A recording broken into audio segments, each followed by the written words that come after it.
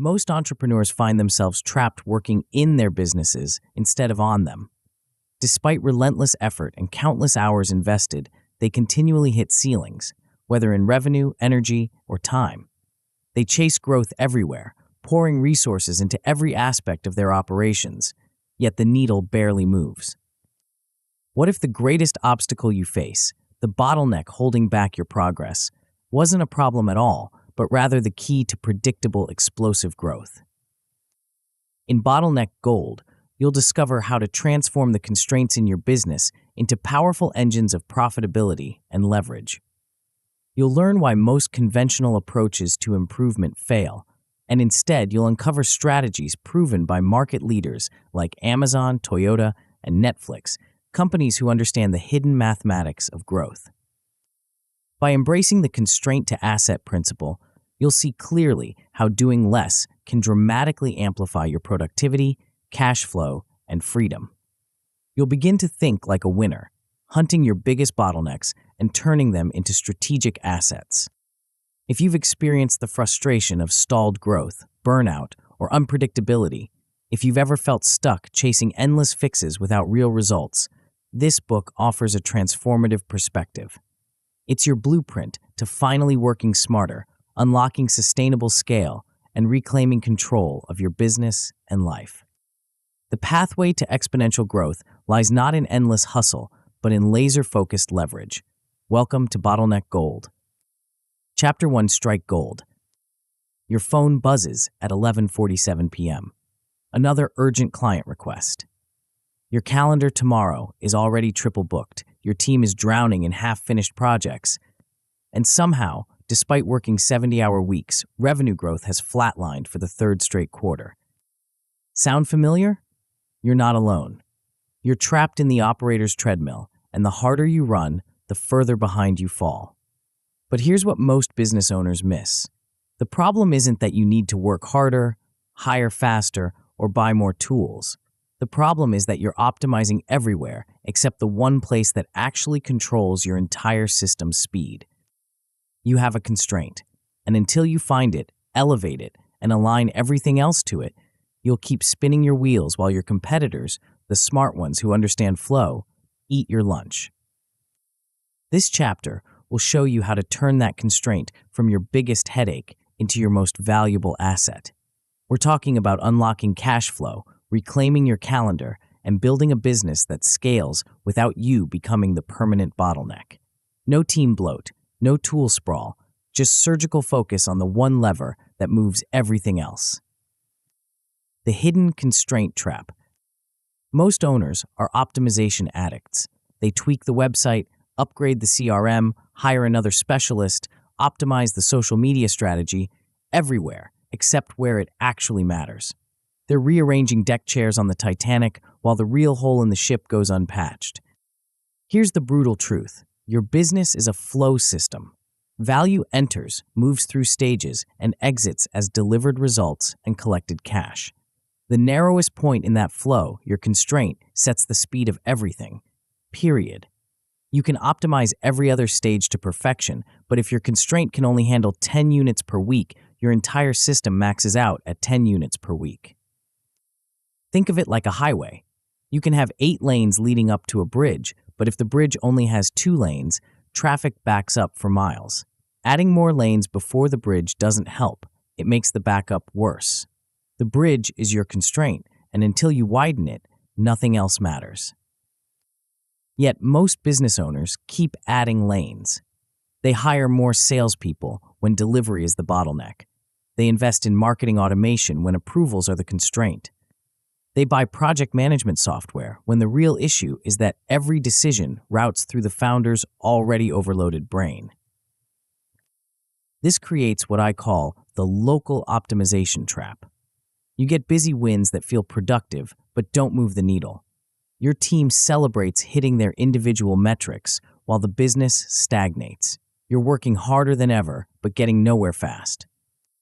The compound cost of constraint blindness.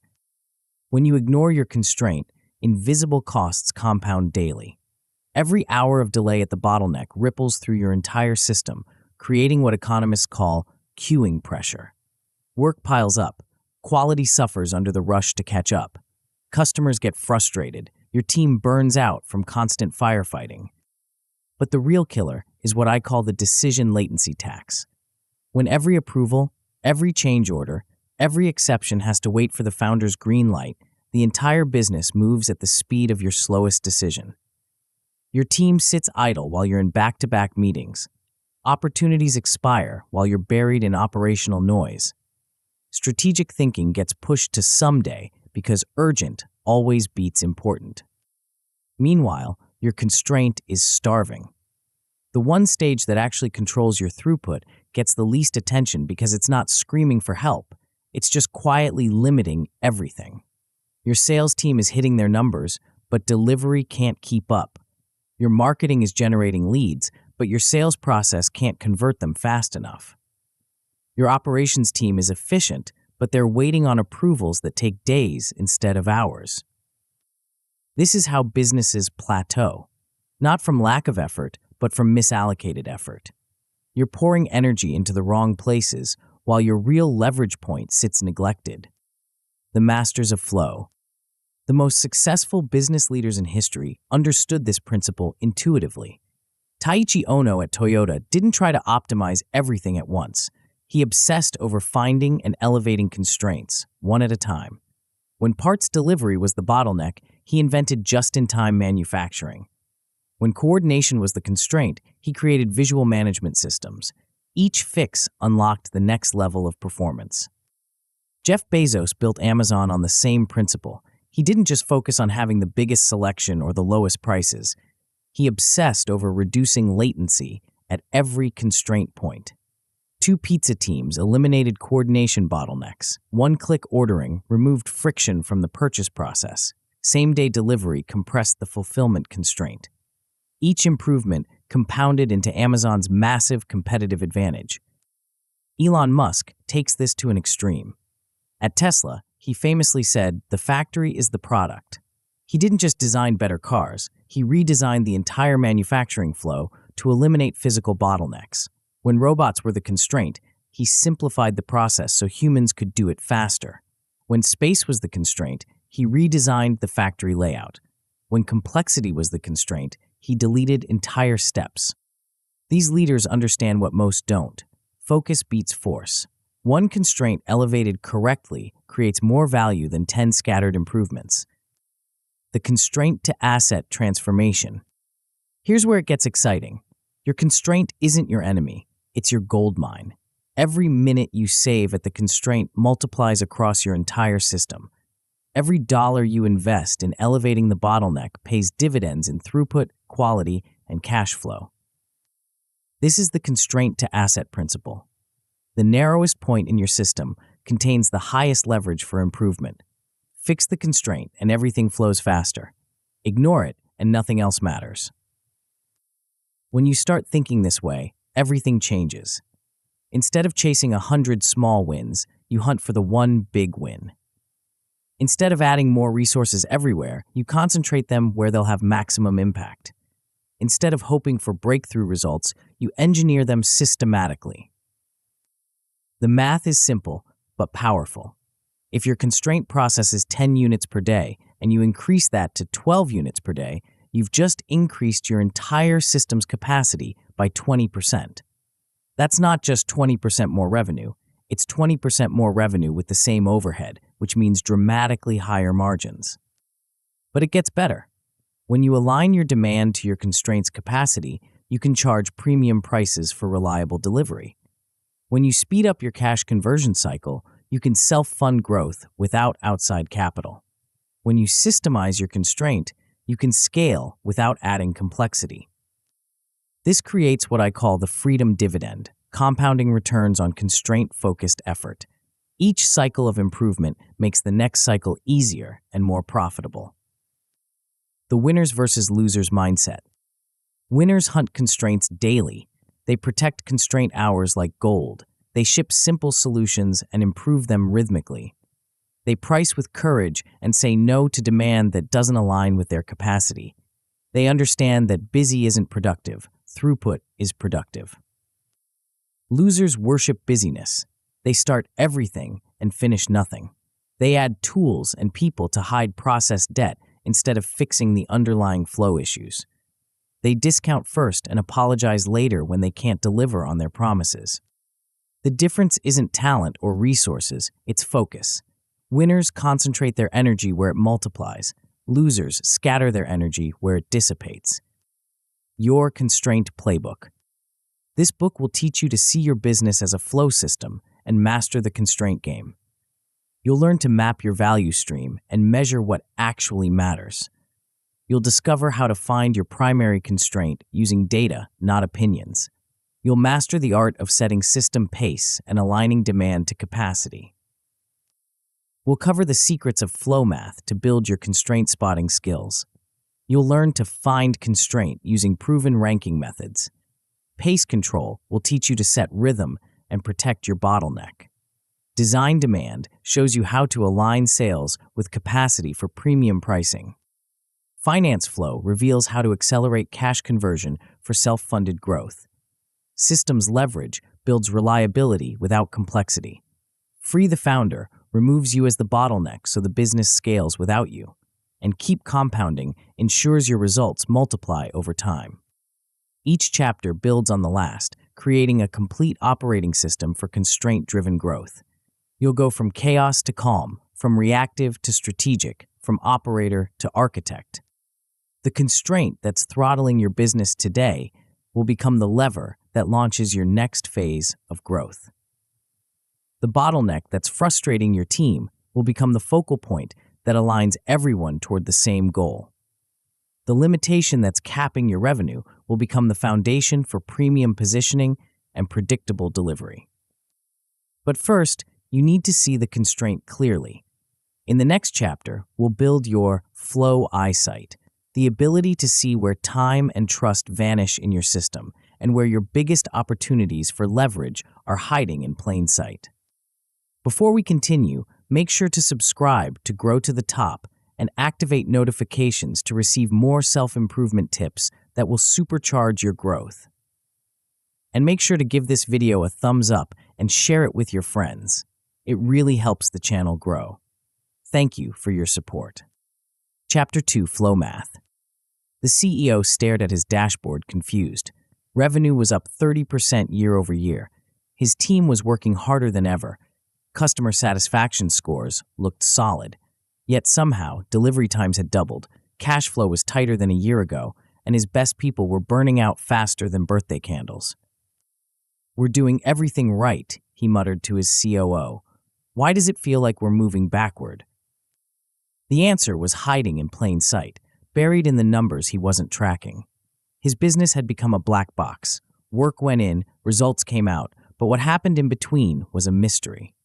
He was flying blind, making decisions based on gut feelings and quarterly reports instead of the real-time flow of value through his system. This is the curse of running on intuition instead of insight. You can sense something's wrong, but you can't pinpoint where. You know you're losing time and money, but you don't know why. You're optimizing based on symptoms instead of root causes, which is like trying to fix a car engine by polishing the hood. The invisible flow beneath everything. Every business is a flow system, whether you see it or not.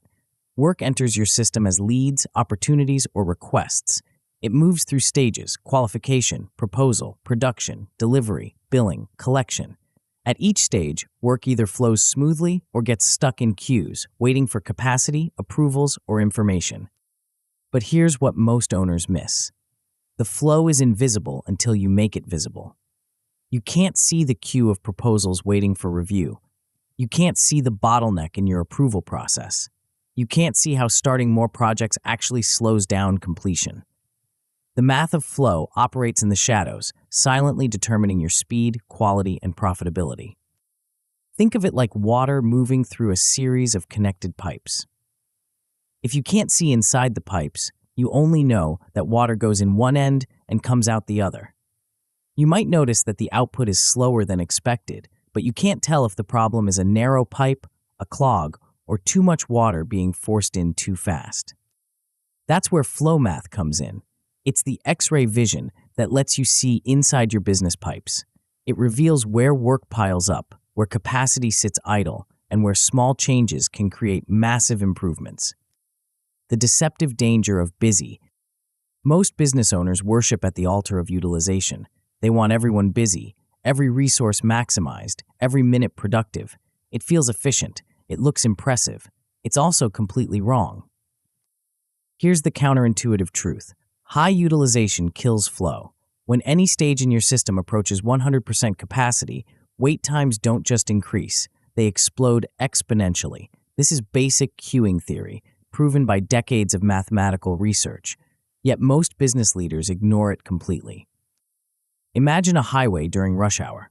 When traffic is light, cars flow smoothly at the speed limit. But as more cars enter the highway, something interesting happens. At first, speed drops slightly.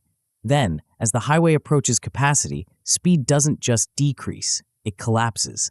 A highway that moves cars at 60 miles per hour when it's 70% full might crawl at 10 miles per hour when it's 95% full. Your business works the same way. A salesperson who can handle 10 proposals per week when they're 70% utilized might only complete 3 proposals per week when they're 95% utilized. The extra work doesn't just slow down, it creates a traffic jam that affects everything downstream. This is why adding more work to an already busy system often makes things worse, not better. You're not increasing output, you're increasing work in progress, which increases cycle time, which decreases throughput. It's the business equivalent of trying to drive faster by pressing harder on the gas pedal while stuck in traffic. The Henry Ford Revolution. Henry Ford understood flow math before the term existed. In 1913, his Highland Park factory was struggling with the same problems most businesses face today: inconsistent output, quality issues, and workers who seemed busy but weren't productive. Ford's breakthrough wasn't just the assembly line, it was the mathematical precision behind it. He measured everything: how long each task took, how much work was in progress at each station, how fast the line could move without creating bottlenecks. He discovered that system speed mattered more than individual speed. Before Ford's flow innovations, building a Model T took over 12 hours.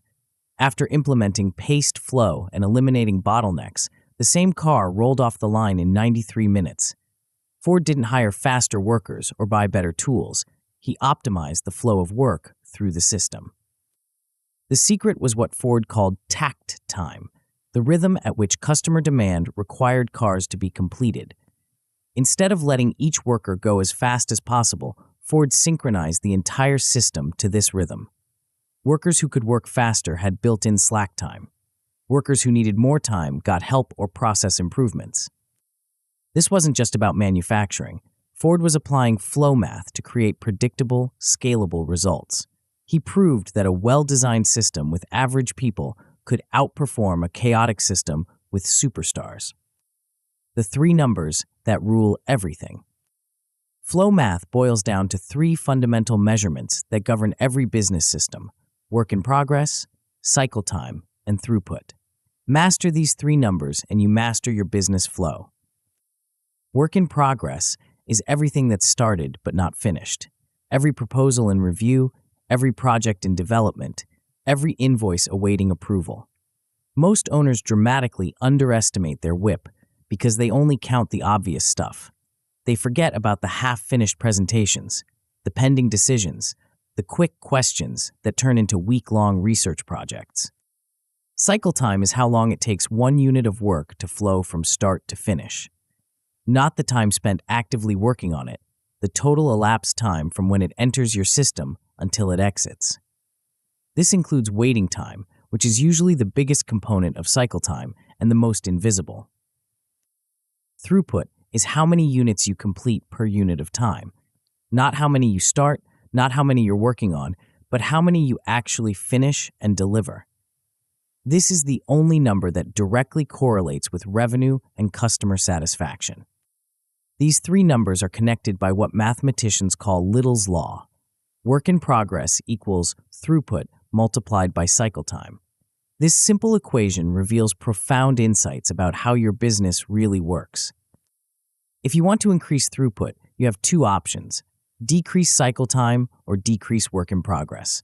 Counterintuitively, starting more work, increasing WIP, often decreases throughput because it increases cycle time even more. The dashboard that changes everything. Once you understand the 3 core numbers, you need a way to track them in real time. This doesn't require expensive software or complex analytics. A simple dashboard that shows WIP, cycle time, and throughput for each stage of your process will give you more insight than most CEOs have about their own businesses. The key is making the invisible visible. Create a visual representation of your flow where everyone can see where work is piling up, where capacity is sitting idle, and where the next bottleneck is forming. This could be as simple as a whiteboard with columns for each stage and sticky notes representing work items. What matters isn't the sophistication of your tracking system. It's the discipline of measuring reality instead of relying on assumptions. Most business decisions are made based on outdated information, incomplete data, or pure guesswork. A real-time flow dashboard replaces opinions with facts. When you can see your flow, patterns emerge. You notice that proposals always pile up on Fridays because that's when your approval process slows down. You realize that starting new projects on Mondays creates a traffic jam that affects delivery times all week. You discover that your quick turnaround service actually takes longer than your standard service because it jumps ahead in line and disrupts the flow. The measurement mindset shift. Building flow eyesight requires a fundamental shift in how you think about measurement. Most business metrics are lagging indicators. They tell you what happened last month or last quarter. Flow metrics are leading indicators. They tell you what's happening right now and what's likely to happen next week. Traditional metrics focus on individual performance, how many calls each salesperson made, how many hours each developer worked, how many tickets each support agent closed. Flow metrics focus on system performance, how fast work moves through the entire process, where queues form, and what's limiting overall throughput. This shift from individual metrics to system metrics changes everything. Instead of optimizing each person or department in isolation, you optimize the connections between them. Instead of maximizing local efficiency, you maximize global effectiveness. Instead of keeping everyone busy, you keep work flowing. The measurement mindset also means tracking variability, not just averages. If your average cycle time is 5 days, but it ranges from 2 days to 15 days, you have a predictability problem that averages hide. Customers don't care about your average delivery time. They care about when their specific project will be done. The math behind the magic. The mathematical principles that govern flow are surprisingly simple, but their implications are profound. When arrival rate approaches service capacity at any stage, wait times increase exponentially, not linearly. This means that small increases in workload can create massive increases in delay. If your design team can handle 10 projects per week and you consistently give them 9 projects per week, everything flows smoothly. But if you give them 10.5 projects per week, just a 5% increase, wait times might double or triple. This is why just one more project often breaks the system. The solution isn't to hire more designers, it's to control the flow of work entering the design stage. By capping work in progress and throttling new starts, you can actually increase throughput while decreasing cycle time. This is the WIP limit law in action. Fewer starts, more finishes. This mathematical reality explains why the most successful businesses often seem to be moving slower than their chaotic competitors. They're not moving slower, they're moving more smoothly. Smooth is fast. Chaotic feels fast, but delivers slow. Beyond the numbers. Flow math isn't just about efficiency, it's about building a business that works without you constantly managing it. When you have clear visibility into your flow, you can set up systems that self-regulate. When WIP gets too high, new work automatically stops entering the system. When cycle times spike, alerts notify the right people to investigate. This creates what engineers call a closed-loop control system, a process that monitors its own performance and makes adjustments automatically. Instead of you constantly checking on progress and making manual corrections, the system maintains its own health. The psychological benefits are just as important as the operational ones. When your team can see the flow, they understand how their work connects to the bigger picture. When they can predict delivery dates with confidence, stress decreases and quality improves. When everyone is aligned around the same flow metrics, politics and finger-pointing disappear. But measuring flow is just the beginning. Once you can see where work gets stuck, you need to know how to identify which constraint to attack first. The next chapter will teach you a systematic method for isolating your primary bottleneck, because not all constraints are created equal, and targeting the wrong one can waste months of effort while your real limitation continues to strangle your growth. Chapter 3. Find Constraint. The factory floor was chaos. Workers scrambled between stations, managers barked orders over the noise, and half-finished products sat in towering piles everywhere. The CEO had hired consultants, installed new equipment, and launched 3 improvement initiatives simultaneously. Yet somehow, output had actually decreased. "We're working on everything," the plant manager explained, gesturing at the frantic activity. "Quality, efficiency, safety, inventory management, you name it, we're improving it." That was exactly the problem. They were improving everything except the one thing that mattered. 3 months later, after focusing exclusively on a single bottleneck, the paint booth that could only handle 12 units per hour, the same factory was producing 40% more output with the same workforce.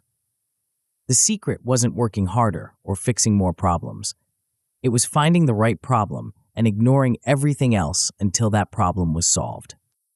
This is the power of constraint identification, not constraint guessing, not constraint assuming, constraint finding with data, precision, and ruthless focus. The mirage of obvious answers. Most business owners think they know their constraint. "It's obviously sales," they'll say. "We need more leads," or "It's definitely our delivery team. They're always behind schedule." Or "It's cash flow. If we just had more working capital, everything would be fine." These obvious answers are usually wrong.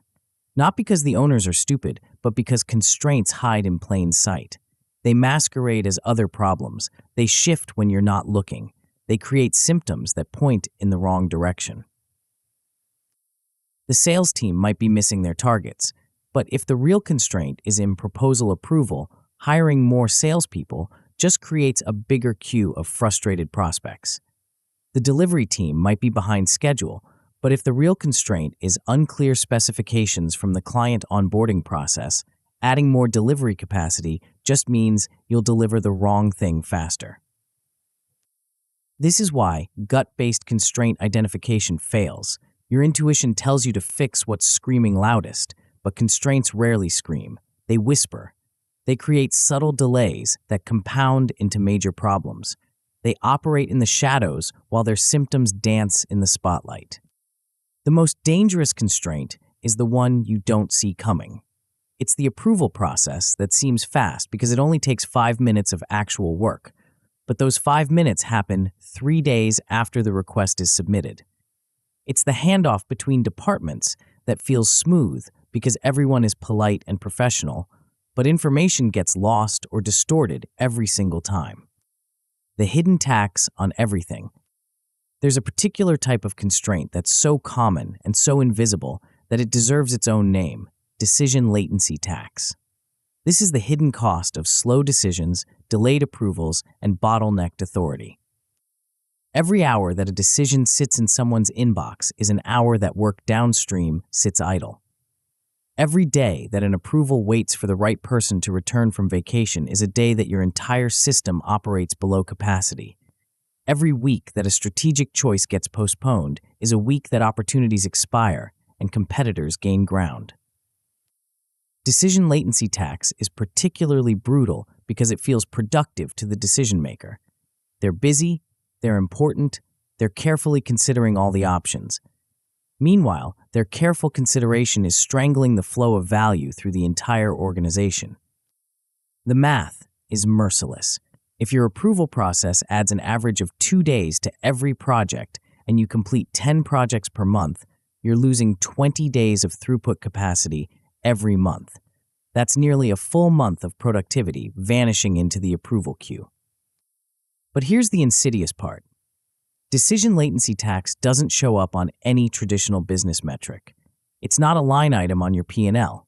It's not tracked in your project management software. It's not discussed in your team meetings. It's the invisible force that makes everything take longer than it should. The Musk method of constraint detection. Elon Musk has built multiple billion-dollar companies by obsessing over constraint identification. But his approach isn't what most people expect. He doesn't start with the obvious bottlenecks. He starts with the process itself. At Tesla's Fremont factory, everyone assumed the constraint was the robotic assembly line. The robots were expensive, sophisticated, and clearly the most advanced part of the operation. Musk spent months and millions of dollars optimizing robot performance, adding more robots, and fine-tuning their programming. Output barely budged. Then, Musk did something counterintuitive. He walked the entire production line, timing each step with a stopwatch. He discovered that the real constraint wasn't the robots, it was the manual preparation work that happened before parts reached the robots. Workers were spending more time preparing materials than robots were spending assembling them. The solution wasn't more robots or faster robots. It was eliminating preparation steps entirely. Musk redesigned the parts to require less prep work, reorganized the workflow to reduce handling time, and in some cases replaced complex robotic assembly with simpler manual processes. The result? Production increased by 300% without adding a single robot. This is the Musk method. Question everything, measure everything, and be willing to delete steps instead of optimizing them. Sometimes the best way to eliminate a constraint is to eliminate the work that creates the constraint. The seductive trap of scattered effort. The biggest mistake in constraint identification isn't picking the wrong constraint, it's picking too many constraints. When everything is a priority, nothing is a priority. When you're fixing 3 bottlenecks simultaneously, you're probably fixing 0 bottlenecks effectively. This happens because improvement feels good. Every fix, every optimization, every small win creates a dopamine hit that makes you want to do more. Before you know it, you're running 5 improvement projects, attending 7 status meetings, and tracking 12 different metrics. The math of improvement doesn't work that way.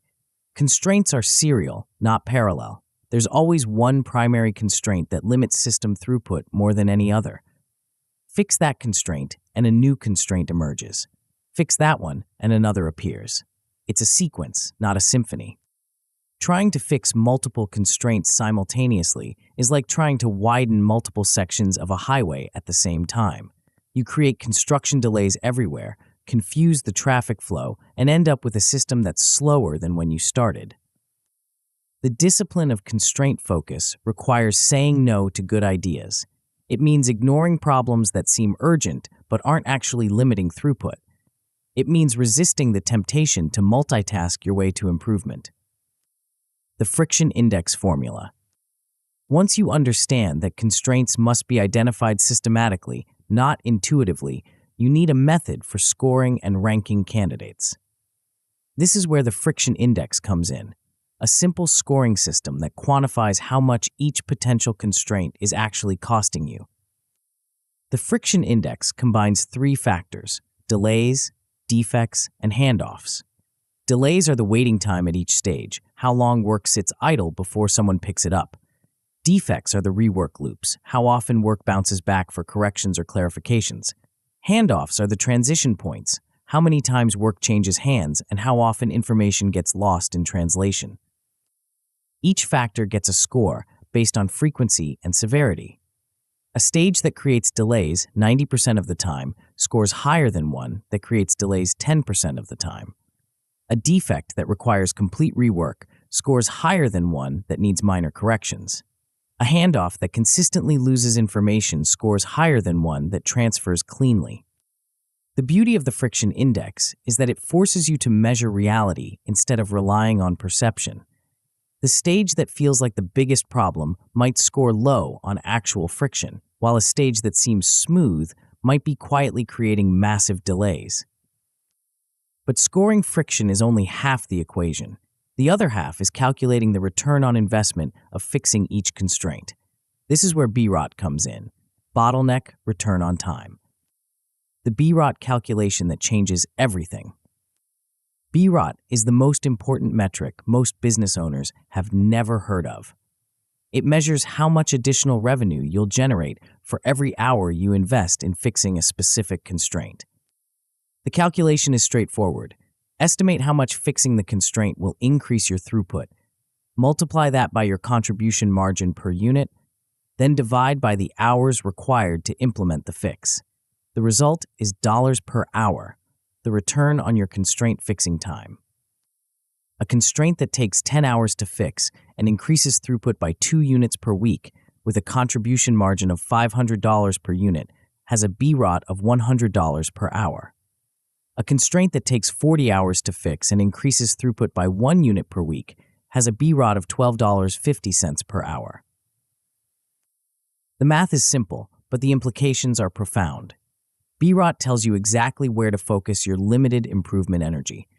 It transforms constraint identification from an art into a science. But BROT also reveals something counterintuitive. The biggest constraint isn't always the most valuable constraint to fix.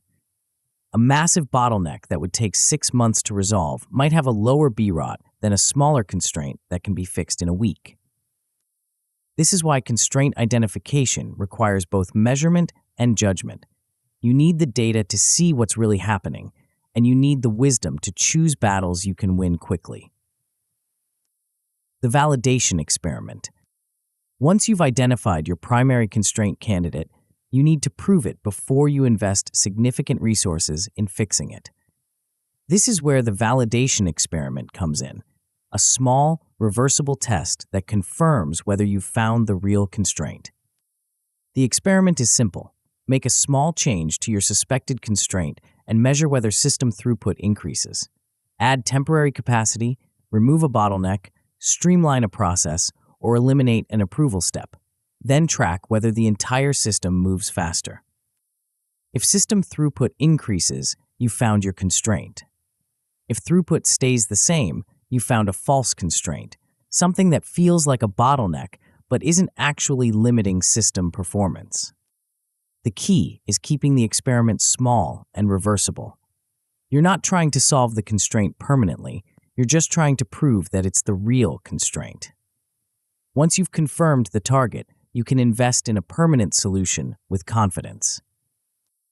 This experimental approach prevents the most expensive mistake in constraint management, spending months optimizing something that isn't actually constraining your system. It's the difference between precision surgery and shotgun improvement.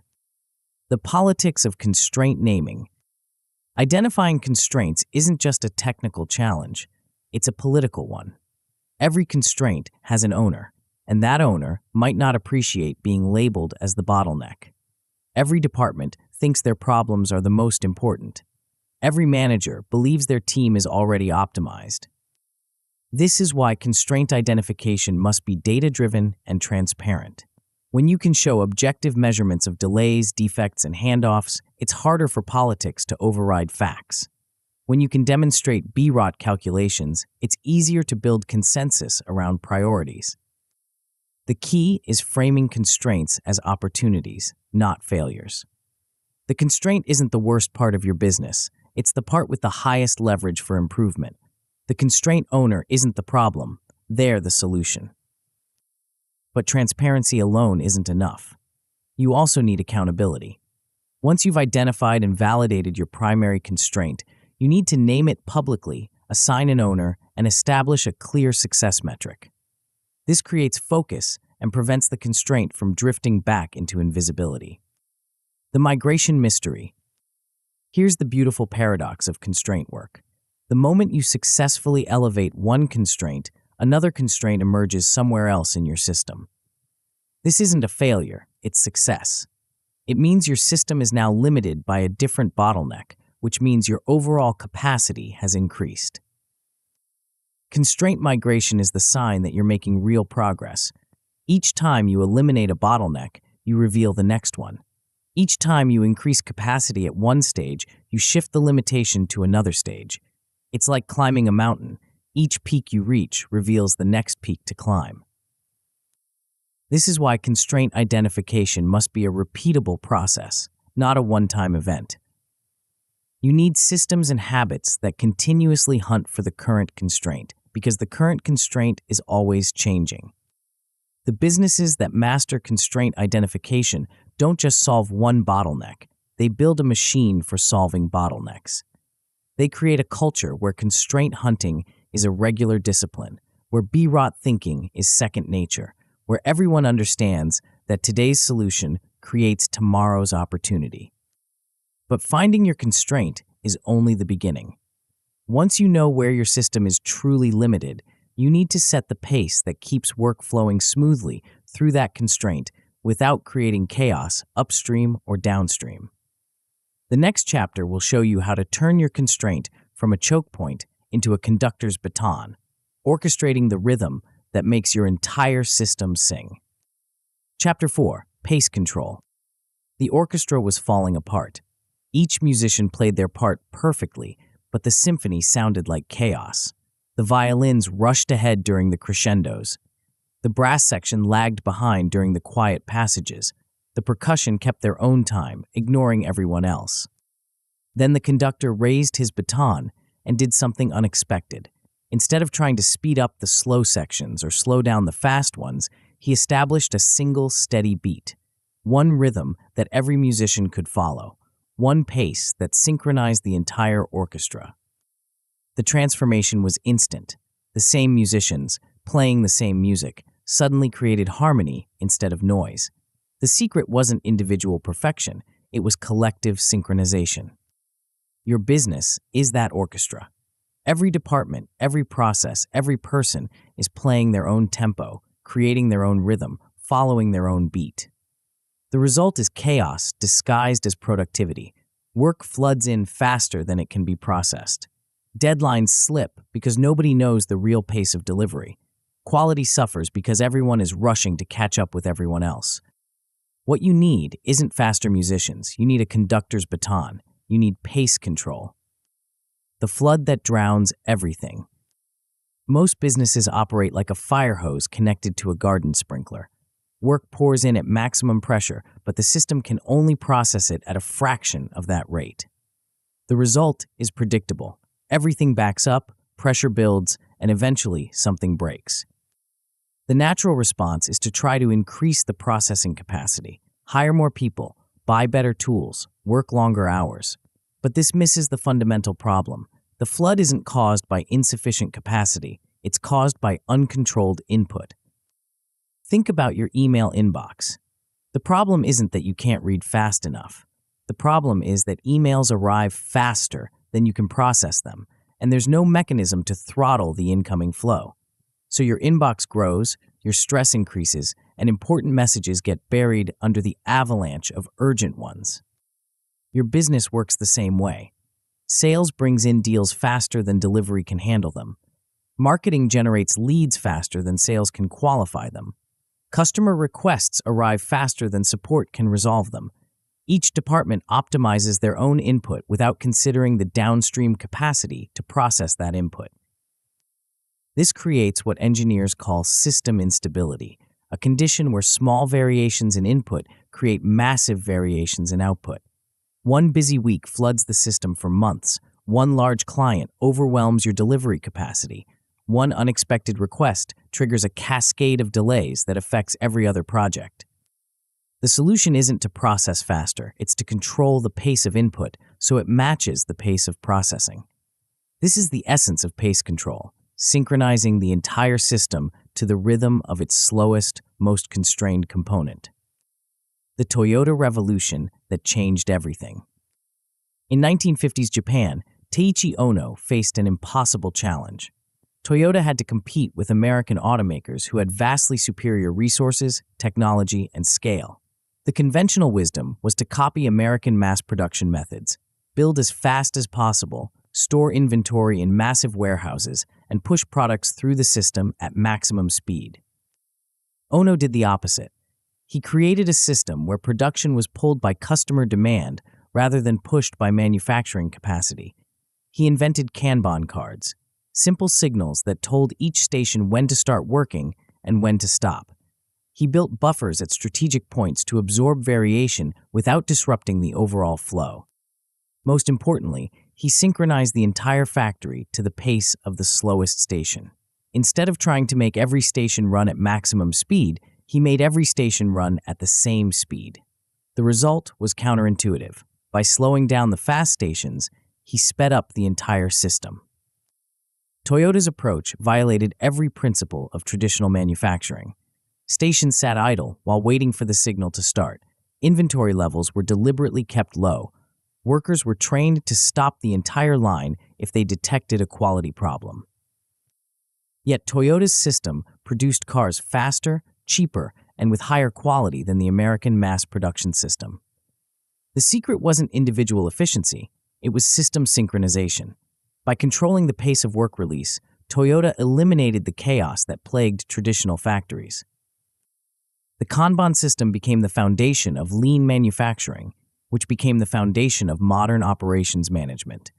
But the core principle, pace control, applies far beyond manufacturing. It applies to any system where work flows through multiple stages. The dangerous myth of maximum utilization. The biggest obstacle to pace control is the utilization myth, the belief that everyone should be busy all the time. This myth is so deeply embedded in business culture that it feels like common sense. Idle time feels like waste. Slack feels like inefficiency. Maximum utilization feels like maximum productivity. The math tells a different story. When any stage in your system approaches 100% utilization, wait times don't just increase, they explode exponentially. A stage that processes work in 2 hours when it's 70% utilized might take 10 hours when it's 95% utilized. The extra utilization doesn't create proportional output, it creates disproportional delays. This is why the busiest person in your organization is often the biggest bottleneck. They're not slow because they're incompetent. They're slow because they're overloaded. Every additional task you give them doesn't just delay that task, it delays every task in their queue. The solution is strategic slack, deliberately maintaining unused capacity at non-constraint stages so that work can flow smoothly through the constraint. This feels wasteful until you realize that idle time at a non-constraint costs nothing, while delays at the constraint cost everything. Imagine a highway system where every lane is packed to capacity. Traffic moves slowly, accidents cause massive backups, and small disruptions create hours of delays. Now imagine the same highway system with one lane deliberately kept at 70% capacity. Traffic flows smoothly, disruptions are absorbed quickly, and overall throughput is higher despite the unused capacity. Your business needs that extra lane, not because you want to waste capacity, but because you want to protect flow. The 3 elements of system rhythm. Pace control operates through 3 interconnected mechanisms that work together to create system rhythm. Understanding these mechanisms is the key to transforming chaos into cadence. The first mechanism is the drum, the constraint that sets the pace for the entire system. Just like a drummer in a band, the constraint establishes the rhythm that everyone else follows. The drum doesn't play faster to keep up with the other instruments. The other instruments play at the drum's pace. In your business, the drum is your primary constraint's true capacity, not its theoretical maximum, not its capacity on a perfect day, but its sustainable, day-in, day-out processing rate. This becomes the heartbeat of your entire operation. You don't start more work than the drum can process. You don't promise delivery dates that require the drum to work faster than its natural pace. The second mechanism is the buffer, a carefully sized inventory of work positioned just before the constraint. The buffer serves as a shock absorber, protecting the constraint from upstream variation while ensuring it never runs out of work to process. Buffers feel like waste until you understand their purpose. They're not there to store work, They're there to smooth work. When upstream stages have a good day and produce extra output, the buffer absorbs it. When upstream stages have a bad day and produce less output, the buffer releases stored work to keep the constraint fed. The third mechanism is the rope, the signal that controls when new work enters the system. The rope connects the constraint's capacity to the system's input, ensuring that work only starts when there's capacity to process it. When the buffer is full, the rope stops new releases. When the buffer is low, the rope allows new work to enter. Together, these three mechanisms create what engineers call a closed-loop control system, a process that regulates itself based on real-time feedback. The system automatically adjusts its input rate to match its processing capacity, maintaining steady flow without manual intervention. The art of buffer design. Designing effective buffers is part science, part art. Too small, and the constraint starves when upstream stages have problems.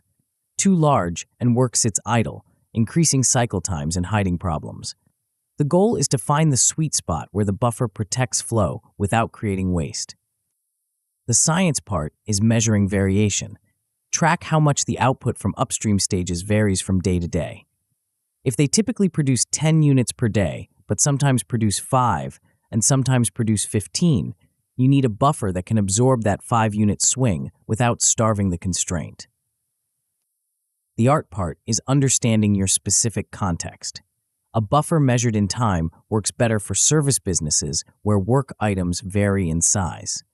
A buffer measured in units works better for manufacturing businesses where work items are standardized.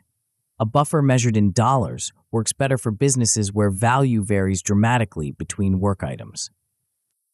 The key insight is that buffers should be sized based on variation, not opinion.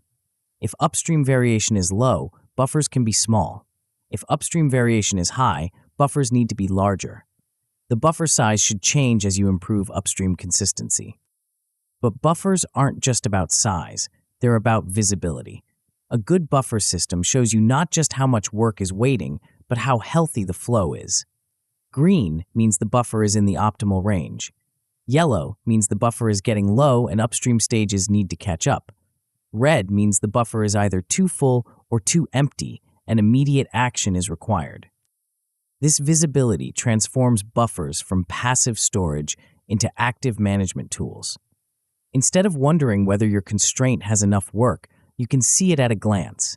Instead of discovering problems after they've caused delays, you can spot them while there's still time to react. The discipline of release control. The rope mechanism, controlling when new work enters the system, requires the most discipline because it requires saying no. When a hot prospect wants to start immediately, the rope might say wait. When a key client requests an expedite, the rope might say not yet. When your sales team wants to close one more deal this month, the rope might say next month. This feels wrong to most business owners. Saying no to revenue feels like leaving money on the table. Delaying a start date feels like poor customer service. Capping work input feels like artificial limitation. But the rope isn't about saying no forever. It's about saying not yet. Work that enters the system at the right time flows smoothly and delivers on schedule. Work that enters the system at the wrong time creates chaos and delivers late. The rope ensures that every piece of work that enters your system has a clear path to completion. The discipline comes from trusting the system over your instincts. When the buffer is full and the rope says stop, you stop, even if the opportunity looks perfect. When the buffer is low and the rope says go, you go, even if the timing feels inconvenient. This discipline pays dividends in predictability. When you control input flow, you can predict output flow. When you can predict output flow, you can make promises you can keep. When you keep your promises, you build trust. When you build trust, you can charge premium prices for reliable delivery. The daily rhythm that changes everything. Pace control isn't a set-it-and-forget-it system. It's a daily discipline. Every morning, you need to check the health of your flow. Is the buffer at the right level? Is the constraint processing at its expected rate? Are there any blockages that need immediate attention? This daily check doesn't need to be complicated. A simple visual board that shows work in progress, buffer levels, and constraint status can tell you everything you need to know in under 10 minutes. The key is making it routine, making it visible, and making it actionable. The morning flow review becomes the heartbeat of your operation. It's where problems surface before they become crises. It's where adjustments get made before they're urgent. It's where the team aligns around the same reality and the same priorities. But the daily rhythm isn't just about problem solving. It's about celebration. When work flows smoothly through the system and delivers on time, that's worth celebrating. When the buffer stays in the green zone all week, that's worth noting. When the constraint processes at its target rate, that's worth acknowledging. This positive reinforcement builds the culture of flow. People start to take pride in smooth handoffs. They start to notice when queues are building. They start to protect the rhythm because they can see how it benefits everyone. The compound effect of calm. When pace control is working, something magical happens. Stress decreases while output increases. Teams stop firefighting and start executing. Quality improves because there's time to do things right the first time. Customer satisfaction rises because promises are kept consistently. This creates a virtuous cycle. Better quality means less rework, which means faster flow. Faster flow means shorter cycle times, which means happier customers. Happier customers mean more referrals and premium pricing opportunities. Premium pricing means more resources to invest in constraint elevation. The compound effect extends beyond operations into strategy. When your delivery engine runs smoothly, you have time to think about the future instead of constantly managing the present. When your promises are reliable, you can focus on growth instead of damage control. When your team operates with calm confidence, you can delegate more and micromanage less. But pace control is just the foundation. Once you've established rhythm and eliminated chaos, you need to ensure that the work flowing through your system is the right work. Work that aligns with your capacity, maximizes your margins, and builds your competitive advantage. The next chapter will reveal how to sculpt demand so that every customer request strengthens rather than strains your constraint, turning scarcity from a limitation into a strategic weapon. Chapter 5: Design Demand. The restaurant was packed every night, with lines stretching around the block. The owner should have been celebrating. Instead, he was hemorrhaging money. Kitchen staff burned out from the relentless pace. Food quality suffered under the pressure. Customer complaints poured in about long waits and cold dishes. The more successful he became, the more his business fell apart. "I don't understand," he told his consultant. "We're busier than ever. Revenue is through the roof. Why are we losing money?" The consultant asked a simple question. How many covers can your kitchen actually handle per night? The owner had never calculated it. He just kept taking reservations, kept packing in customers, kept pushing his team harder. He was selling success that he couldn't deliver, creating demand that destroyed his ability to satisfy it. 6 months later, the same restaurant was making 3 times the profit with half the stress. The secret wasn't serving more customers, it was serving the right customers at the right pace for the right price. The owner had learned to design his demand instead of being destroyed by it. This is the paradox of constraint-based businesses. Unlimited demand can be your biggest threat. When you can't control what comes in, you can't control what goes out. When you can't control what goes out, you can't keep your promises. When you can't keep your promises, you can't charge premium prices. When you can't charge premium prices, you're trapped in a race to the bottom. The self-inflicted wound of overselling. Most business owners think the goal is to generate as much demand as possible. More leads, more prospects, more opportunities. They celebrate when the phone rings nonstop and panic when it goes quiet. They measure success by the size of their pipeline and the number of proposals in flight. This thinking is backwards. Uncontrolled demand is like uncontrolled inventory. It creates costs without creating value. Every lead that can't be properly qualified wastes sales time. Every proposal that can't be delivered on schedule damages your reputation. Every customer that overwhelms your constraint creates a cascade of delays that affects every other customer. The math is brutal. If your constraint can handle 10 projects per month and you sell 15 projects per month, you don't get 50% more revenue, you get 100% more chaos. Those extra 5 projects don't just take longer to complete, they slow down the completion of all 15 projects. Cycle times explode. Quality suffers. Customer satisfaction plummets. But here's the insidious part. Overselling feels like success right up until it destroys you.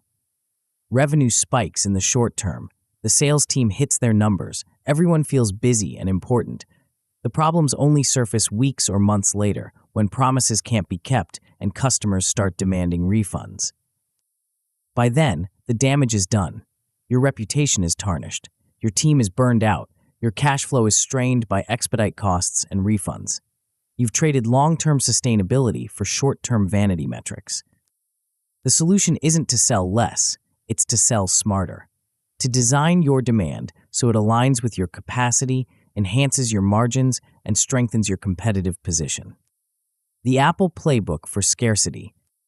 Steve Jobs understood something that most business leaders miss. Scarcity is a feature, not a bug. When Apple launched the original iPhone in 2007, they could have flooded the market with inventory. Instead, they created controlled scarcity that drove demand to fever pitch. The iPhone wasn't just scarce by accident, it was scarce by design. Apple carefully managed production ramp-up to match their manufacturing constraints. They staged rollouts across different markets to smooth demand peaks. They used wait lists to convert scarcity into marketing buzz. Most importantly, Apple priced the iPhone to reflect its constrained supply. The premium price wasn't just about covering costs, it was about managing demand. By pricing high, Apple ensured that only the most motivated customers would buy, reducing the load on their constraint while maximizing revenue per unit. This strategy violated every conventional wisdom about product launches. Traditional thinking said to price low to drive adoption, manufacture as much as possible to capture market share, and avoid stockouts at all costs. Apple did the opposite and created the most successful product launch in consumer electronics history. The iPhone's controlled scarcity created a virtuous cycle. Limited supply drove up perceived value. Higher perceived value justified premium pricing. Premium pricing attracted customers who valued quality over bargains. Quality-focused customers were more patient with delivery delays and more forgiving of minor issues. When Apple finally ramped up production to meet demand, they had established the iPhone as a premium brand with premium margins.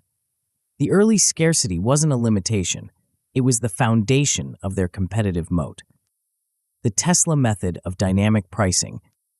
Elon Musk took Apple's scarcity strategy and added a dynamic twist. Instead of fixed pricing, Tesla adjusts prices in real time based on production capacity and demand patterns.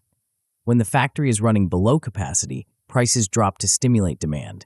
When the factory is at capacity, prices rise to moderate demand. This dynamic pricing serves multiple purposes. It maximizes revenue by capturing consumer surplus when demand is high. It smooths production by shifting demand to off-peak periods. It provides early warning signals about market conditions and competitive threats. But the real genius is how Tesla uses pricing to manage their constraint. Every Tesla model consumes different amounts of factory capacity.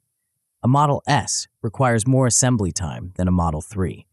A custom configuration requires more setup time than a standard configuration.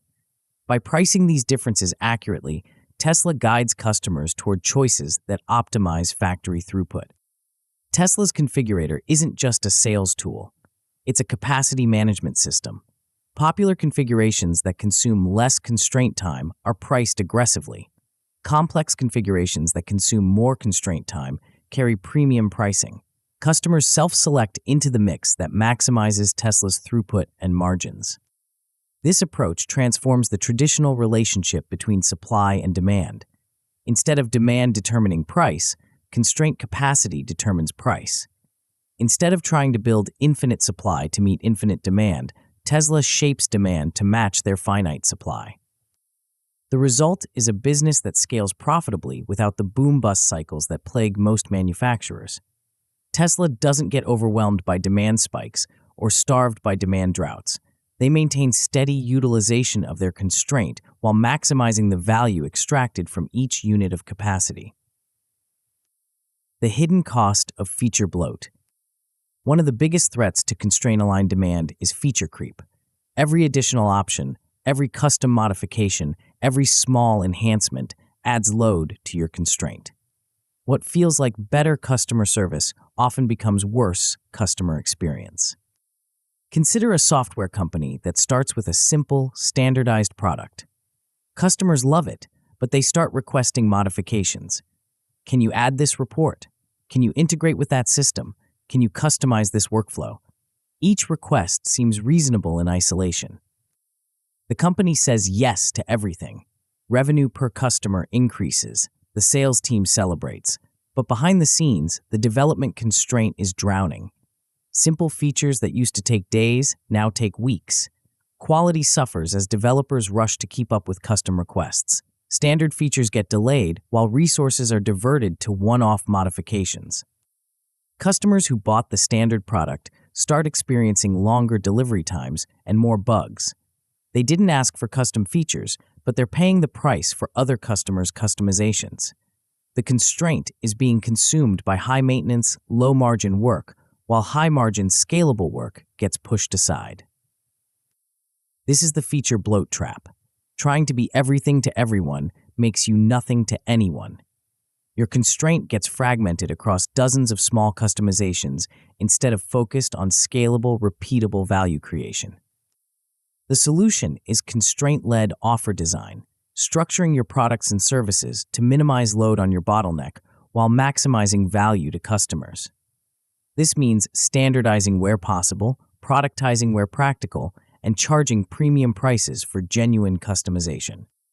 The art of demand sculpting. Demand sculpting is the practice of shaping customer requests to fit your constraints' capacity and capabilities. It's not about saying no to customers, it's about saying yes in ways that work for both of you. The first tool is packaging. Instead of custom solutions, you offer standardized packages that consume predictable amounts of constraint time. Instead of unlimited revisions, you include a specific number of revision cycles. Instead of open-ended timelines, you provide fixed delivery windows. This packaging serves multiple purposes. It makes your constraint load predictable, which enables better capacity planning. It sets clear expectations with customers, which reduces scope creep and change requests. It creates natural price points that reflect the true cost of constraint consumption. The second tool is staging. Instead of trying to serve all customers immediately, you batch them into cohorts with fixed start dates. This smooths the load on your constraint and creates natural scarcity that drives urgency. Cohort-based delivery has psychological benefits beyond operational efficiency. Customers who start together often support each other, reducing your support load. They create social proof that attracts future customers. They generate concentrated feedback that improves your offering. The third tool is alternative pathways. Not every customer need requires your constraint. Some customers can be served through self-service options. Others can be handled through automated processes. Still others can be satisfied with lighter touch alternatives that bypass your bottleneck entirely. By offering multiple pathways to value, you can serve more customers without overloading your constraint. The customers who truly need your high-touch service pay premium prices for it. The customers who can succeed with lighter touch options get faster, cheaper solutions. How to start the mathematics of constraint pricing. Traditional pricing is based on cost-plus margins or competitive benchmarking. Constraint pricing is based on throughput economics. How much value can you create per unit of constraint time? This shift in thinking changes everything. A customer who consumes 10 hours of constraint time should pay more than a customer who consumes 5 hours, regardless of the total project size. A rush job that disrupts your constraint's rhythm should carry an expedite premium that reflects the true cost of the disruption. The math is straightforward. Calculate your constraint's capacity in hours per week. Multiply by your target utilization rate to get available hours. Divide your revenue target by available hours to get your constraint hour rate. This becomes your pricing foundation. Every offer gets evaluated through this lens. How many constraint hours does it consume? What's the revenue per constraint hour? How does it compare to alternative uses of that capacity? This analysis reveals which customers and projects are truly profitable and which are subsidized by others. But constraint pricing isn't just about maximizing short-term revenue, it's about building long-term sustainability. By pricing accurately, you ensure that growth doesn't outpace your ability to deliver. You attract customers who value quality over bargains. You create margins that fund constraint elevation and capacity expansion. The waitlist as a strategic weapon. Most businesses treat waitlists as a necessary evil, something to endure when demand exceeds supply. Constraint-savvy businesses treat waitlists as strategic assets that create value beyond just managing capacity. A well-designed waitlist does more than queue customers, it qualifies them. Customers who are willing to wait are typically more committed than customers who demand immediate service. They're more likely to appreciate quality when they receive it. They're less likely to churn after delivery. Waitlists also create marketing leverage. Scarcity signals quality to prospective customers. A business that's booked out for months must be doing something right. This social proof attracts higher quality prospects and justifies premium pricing. But the real power of waitlists is in demand intelligence. The length of your waitlist tells you about market conditions. The conversion rate from waitlist to purchase tells you about price sensitivity. The reasons people leave your waitlist tell you about competitive threats. This intelligence enables proactive capacity planning. A growing waitlist signals that you should invest in constraint elevation. A shrinking waitlist signals that you should adjust pricing or marketing. A stable waitlist signals that you found the sweet spot between supply and demand. The compound effect of aligned demand. When demand aligns with constraint capacity, everything improves simultaneously. Delivery times become predictable, which enables premium pricing. Premium pricing creates margins that fund constraint improvements. Constraint improvements increase capacity, which enables growth without chaos. This creates a virtuous cycle that compounds over time. Better delivery builds reputation. Stronger reputation attracts better customers. Better customers pay higher prices and make fewer demands on your constraint. This frees up capacity for strategic work that further strengthens your competitive position. The psychological benefits are just as important as the financial ones. When your team can deliver on their promises consistently, morale improves. When customers receive what they expect when they expect it, satisfaction increases. When you're not constantly firefighting, you have time for strategic thinking and relationship building. But aligned demand is just the foundation. Even with perfect demand management, you still need cash to fund operations, growth, and constraint elevation. The next chapter will reveal how to accelerate the flow of cash through your business, because profit on paper means nothing if the cash is trapped in a slow conversion cycle that starves your constraint of the resources it needs to thrive. Chapter 6: Finance Flow. The CEO stared at the bank statement in disbelief. According to his P&L, the company had made $2.3 million in profit last quarter. According to his bank account, he had $47,000 in cash, and payroll was due in 3 days. How is this possible? He asked his CFO. We're profitable. We're growing. Where's the money? The CFO pulled up a spreadsheet showing outstanding invoices. $1.8 million in revenue was sitting in accounts receivable, some of it over 90 days old. Another $400,000 was tied up in work in progress that hadn't been billed yet. The company was rich on paper and broke in reality. This is the cash conversion trap that kills profitable businesses. Revenue gets recorded when work is completed, but cash doesn't arrive until invoices are paid. The gap between earning money and collecting money can stretch for months, creating a hidden constraint that starves your business of the oxygen it needs to grow.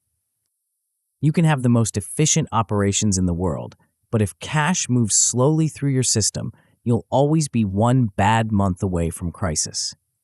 You can optimize every other constraint, but if your cash conversion cycle is broken, you'll never have the resources to fund improvements, hire talent, or seize opportunities. The businesses that master cash flow don't just survive, they thrive. They self-fund growth while competitors beg for loans. They invest in constraint elevation while others cut costs. They maintain calm confidence while others panic about payroll. The invisible constraint that strangles growth.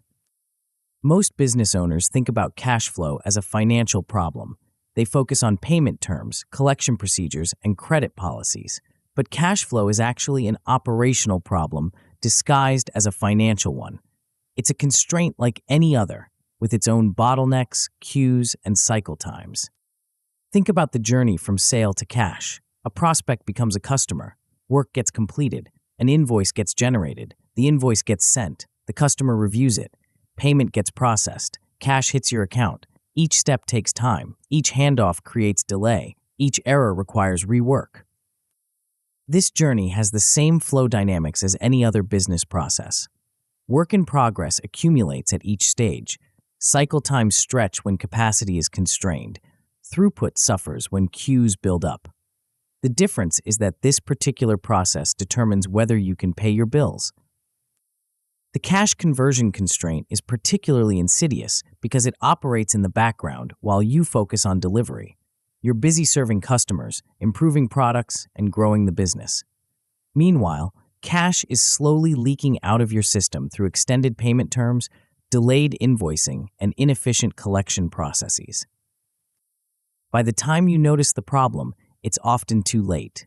You've already committed to expenses based on projected cash flow. You've already hired people based on booked revenue. You've already invested in growth based on paper profits. When the cash doesn't materialize on schedule, everything unravels quickly. The Dell revolution in working capital. Michael Dell understood something that most entrepreneurs miss. Cash flow is a competitive weapon.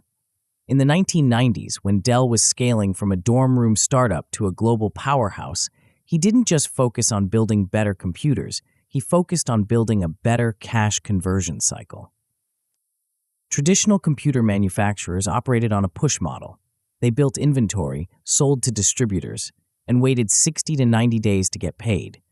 Meanwhile, they had to pay suppliers within 30 days. This created a massive working capital requirement that grew with every dollar of revenue. Dell flipped the model. Instead of building inventory and hoping someone would buy it, Dell only built computers after customers had already paid for them. Instead of selling through distributors who paid slowly, Dell sold directly to customers who paid immediately.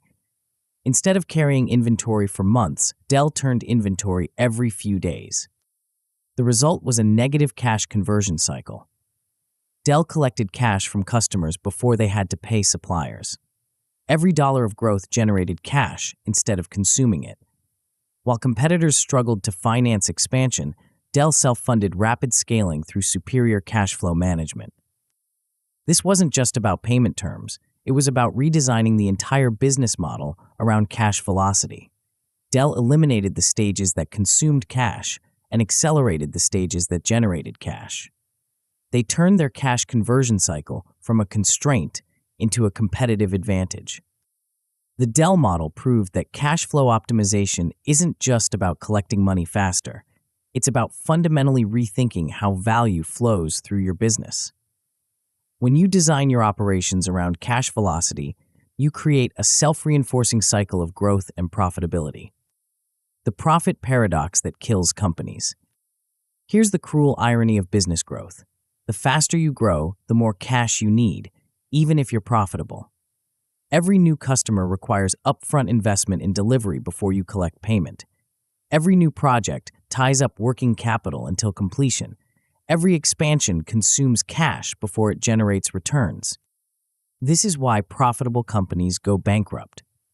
They mistake accounting profits for cash generation. They assume that revenue growth automatically translates to cash flow improvement. They make commitments based on projected earnings instead of actual cash availability. The math is unforgiving. If your cash conversion cycle is 60 days and you're growing 50% annually, you need to finance 60 days of cash flow for 150% of your current revenue. That's a massive working capital requirement that grows exponentially with your success. Traditional solutions focus on external financing, bank loans, investor capital, or factoring arrangements. But these solutions treat the symptom, not the cause. They provide temporary cash relief while the underlying cash conversion constraint continues to drain resources. The real solution is to compress your cash conversion cycle so that growth generates cash instead of consuming it. This requires treating cash flow as an operational discipline, not just a financial metric.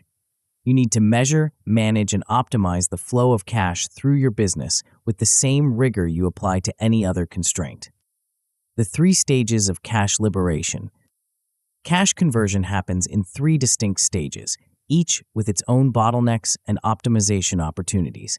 Understanding these stages is the key to accelerating cash flow without sacrificing customer relationships or operational efficiency. The first stage is order to invoice, the time between completing work and generating a bill. This stage is often the most neglected because it feels administrative rather than strategic. But delays in invoicing compound into massive cash flow problems over time. Most businesses batch their invoicing weekly or monthly to reduce administrative overhead. This feels efficient until you calculate the cost. If you invoice monthly and your average project value is $10,000, you're essentially providing a free 15-day loan to every customer. For a business doing $1 million annually, that's $125,000 in unnecessary working capital. The second stage is invoice to payment, the time between sending a bill and receiving cash. This stage is where most businesses focus their cash flow efforts, but they often approach it backwards. Instead of optimizing collection procedures, they should be optimizing payment terms and dispute prevention. The third stage is payment to availability, the time between receiving payment and having access to cash. This stage is often overlooked because it seems outside your control, but payment method choices and banking relationships can significantly impact cash availability. Each stage has its own metrics, bottlenecks, and improvement opportunities. The key is to measure and optimize them systematically, not just focus on the most obvious problems. The art of frictionless invoicing. The fastest way to accelerate cash flow is to eliminate delays in the invoicing process. Every day between project completion and invoice generation is a day of free financing you're providing to customers. Every error that requires invoice correction extends the payment cycle by weeks. The goal is to make invoicing automatic and immediate. When a milestone is completed, an invoice should be generated instantly. When a project is delivered, payment should be triggered automatically. When acceptance criteria are met, billing should happen without human intervention. This requires rethinking your delivery process around billing triggers. Instead of completing work and then figuring out how to bill for it, you design billing checkpoints into the work itself. Instead of waiting until the end of a project to invoice, you bill at regular intervals throughout the engagement. Milestone billing serves multiple purposes beyond cash flow acceleration. It reduces project risk by ensuring payment before significant work is completed. It improves client engagement by creating regular check-ins and approval points. It provides early warning signals if projects are going off track. But milestone billing only works if the milestones are clearly defined and objectively measurable. Vague milestones like substantial completion or client satisfaction create disputes that delay payment. Specific milestones like wireframes approved or first module deployed enable automatic billing. The key is to front-load your billing whenever possible. Collect deposits before starting work. Bill for the largest milestones early in the project. Structure payment terms so that you're always working with the client's money, not your own. The psychology of payment acceleration. Getting paid faster isn't just about changing terms, it's about changing behavior. Most payment delays aren't caused by cash flow problems or disputes. They're caused by inertia, distraction, and competing priorities. Your invoice sits in someone's queue while they handle more urgent matters. The solution is to make paying you the easiest, most obvious choice. This starts with invoice design. Clear, simple invoices get paid faster than complex ones. Invoices with multiple payment options get paid faster than those with single options. Invoices with specific due dates get paid faster than those with vague terms. But the real leverage is in payment automation. When customers can set up automatic payments, they pay on time without thinking about it. When payment is triggered by delivery milestones, it happens without manual intervention. When the default option is immediate payment, most customers choose the default. Automation also eliminates the awkwardness of collections. Instead of having uncomfortable conversations about overdue payments, you have systematic processes that handle routine follow-up. Instead of damaging relationships with aggressive collection tactics, you maintain professionalism through consistent automated reminders. The psychology works both ways. Customers appreciate predictable, professional payment processes. They prefer clear expectations to ambiguous terms. They value automated systems that don't require their constant attention. Good payment processes actually improve customer relationships rather than straining them. The compound effect of cash velocity. When you accelerate your cash conversion cycle, the benefits compound in ways that aren't immediately obvious. Faster cash flow doesn't just improve your bank balance, it transforms your entire business model. First, faster cash reduces your financing requirements. Every day you shorten your cash cycle is a day less financing you need for working capital. This reduces interest expense, eliminates personal guarantees, and frees you from the constraints of external capital. Second, faster cash enables opportunistic investments. When cash arrives quickly, you can fund constraint improvements immediately instead of waiting for the next financing round. You can hire key talent when they become available instead of when your budget allows. You can seize market opportunities when they appear instead of when you've raised capital. Third, faster cash improves your negotiating position with suppliers. When you can pay quickly, you can negotiate better terms, early payment discounts, and priority treatment. This creates a virtuous cycle where improved cash flow leads to lower costs, which improves margins, which generates more cash. Fourth, faster cash reduces stress and improves decision-making. When you're not constantly worried about payroll, you can focus on strategy instead of survival. When you're not dependent on external financing, you can make long-term decisions instead of short-term compromises. The compound effect extends beyond your business to your personal life. When your business generates reliable cash flow, you can take vacations without worrying about collections. You can invest in personal development without straining the business. You can build wealth instead of just building revenue. The metrics that matter most. Traditional financial metrics focus on profitability and growth, but cash flow optimization requires different measurements. You need metrics that reveal the health of your cash conversion process and highlight improvement opportunities. Days sales outstanding is the foundational metric. How many days of sales are tied up in accounts receivable? But DSO alone doesn't tell the whole story. You need to measure DSO by customer segment, by project type, and by billing method to identify patterns and opportunities. Invoice error rate measures how often invoices require correction or clarification. Every error extends the payment cycle and consumes administrative resources. Tracking error rates by invoice type and customer segment reveals systematic problems that can be fixed through process improvement. Payment method mix shows how customers prefer to pay and how those preferences affect cash timing. Credit card payments clear in days, while check payments can take weeks. ACH transfers are faster than wire transfers for domestic payments, but slower for international ones. Collection efficiency measures how much of your outstanding receivables you actually collect and how quickly. This metric reveals both the quality of your customer base and the effectiveness of your collection processes. But the most important metric is cash conversion cycle time, the total elapsed time from sale to cash in bank. This metric captures the combined effect of all your cash flow optimization efforts and provides a single number you can track and improve over time. The integration challenge. Cash flow optimization can't happen in isolation. It must be integrated with your overall constraint management strategy. Changes to payment terms affect customer acquisition. Billing process improvements impact delivery workflows. Collection procedures influence customer satisfaction. The key is to optimize cash flow in ways that support rather than undermine your other business objectives. This means designing payment terms that attract your ideal customers while deterring problematic ones. It means creating billing processes that improve project management rather than adding administrative burden. It means implementing collection procedures that strengthen customer relationships rather than damaging them. Integration also means aligning incentives across your organization.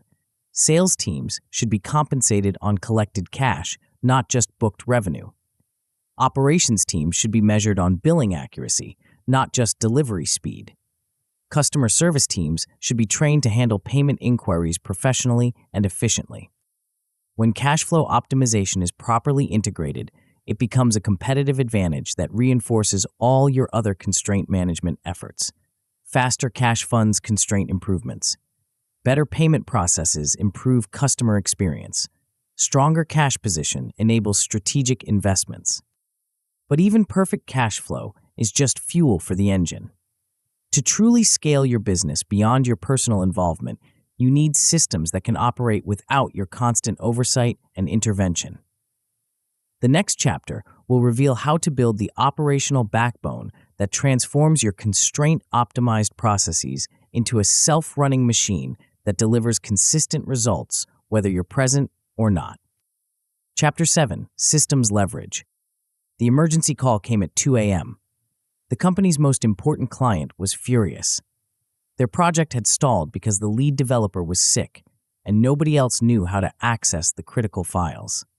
The CEO threw on clothes and raced to the office, spending the next 6 hours playing digital detective to piece together where things stood.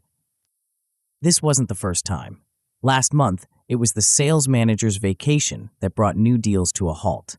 Before that, it was the operations director's family emergency that left orders unprocessed for 3 days. Every time a key person was unavailable, the business ground to a halt.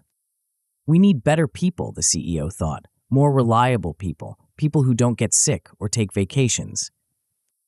He was solving the wrong problem. The issue wasn't the people, it was the system, or rather, the lack of one. The entire operation depended on individual heroics, tribal knowledge, and personal relationships. When heroes weren't available, nothing worked. 6 months later, the same company handled a similar crisis completely differently. When their lead developer got sick, the system automatically notified the backup developer, provided access to all necessary files, and triggered the client communication protocol. The project continued without missing a beat. The CEO never even knew there was a problem. The difference wasn't better people, it was better systems. Systems that captured knowledge, automated routine decisions, and created resilience instead of fragility. The hero addiction that kills scale. Most small businesses are built on heroics. The founder who works 80-hour weeks. The salesperson who knows every client personally. The developer who keeps all the passwords in their head.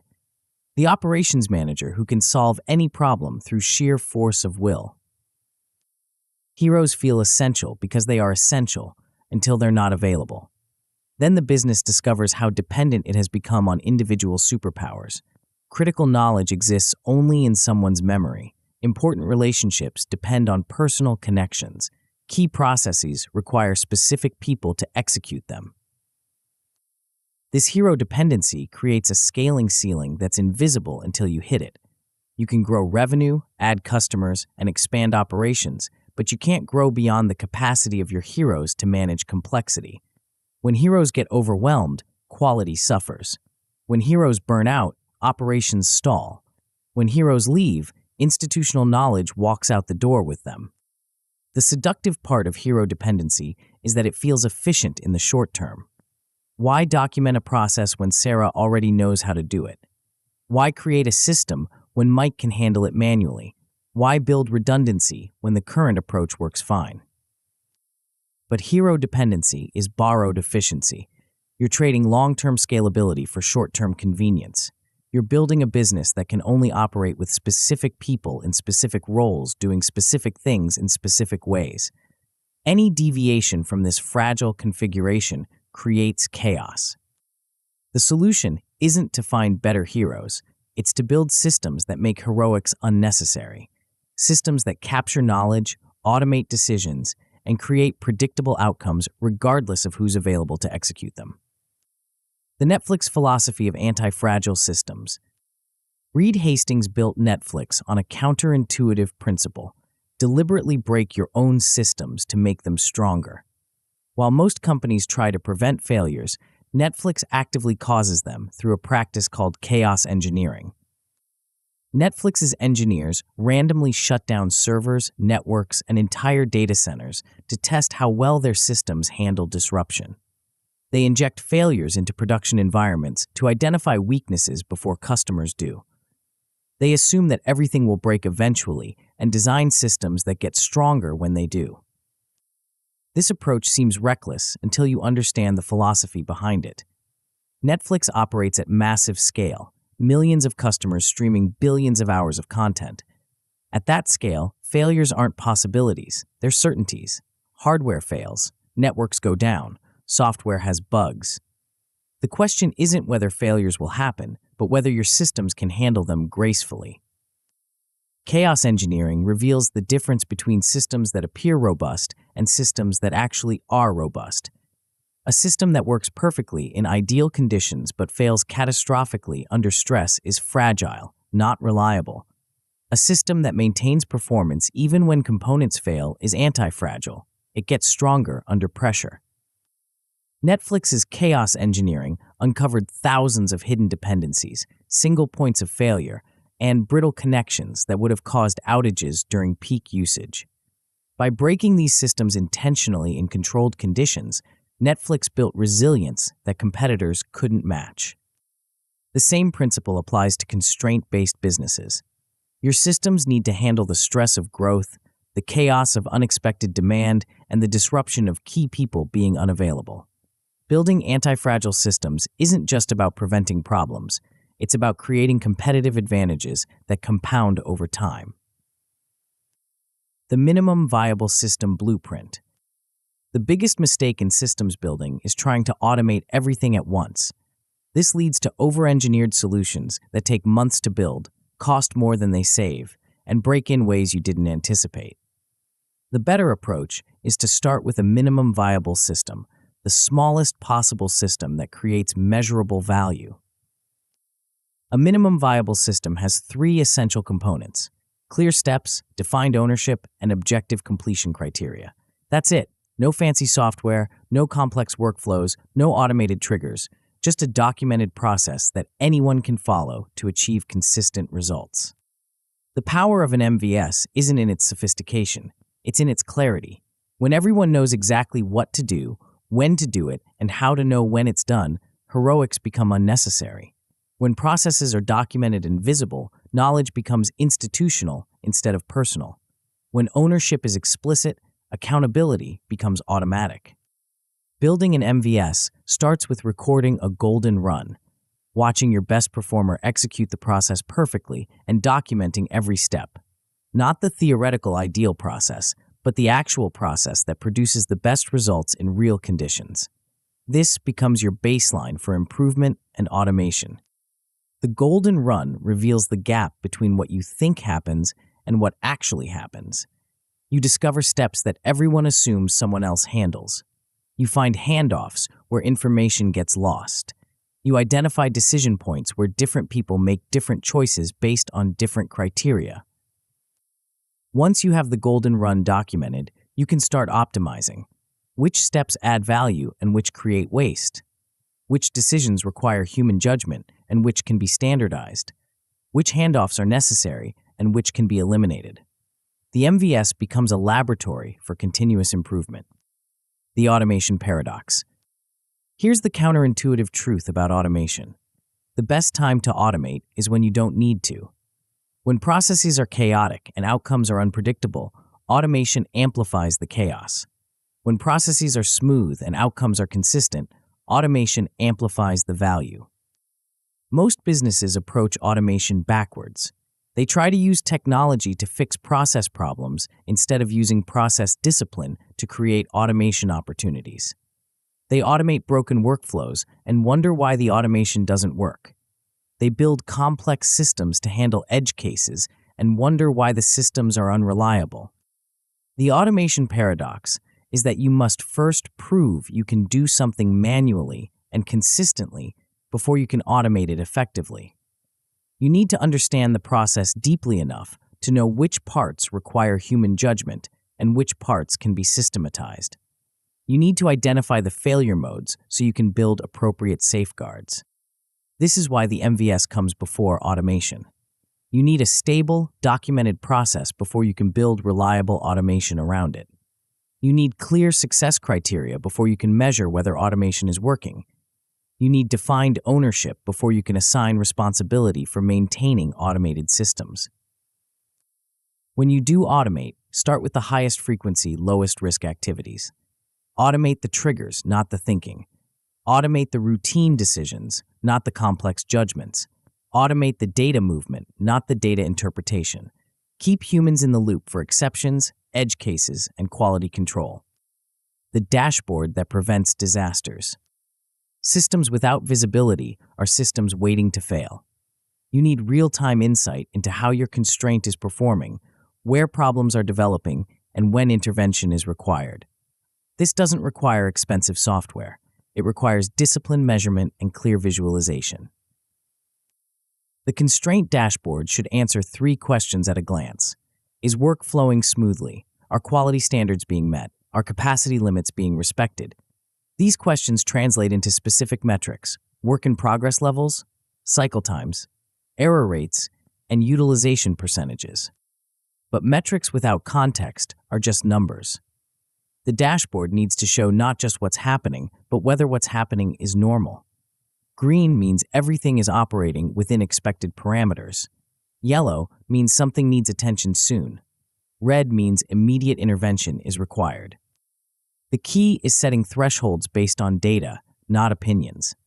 If your constraint typically processes 10 units per day with a standard deviation of 2, then 6 units might trigger a yellow alert, and 4 units might trigger a red alert.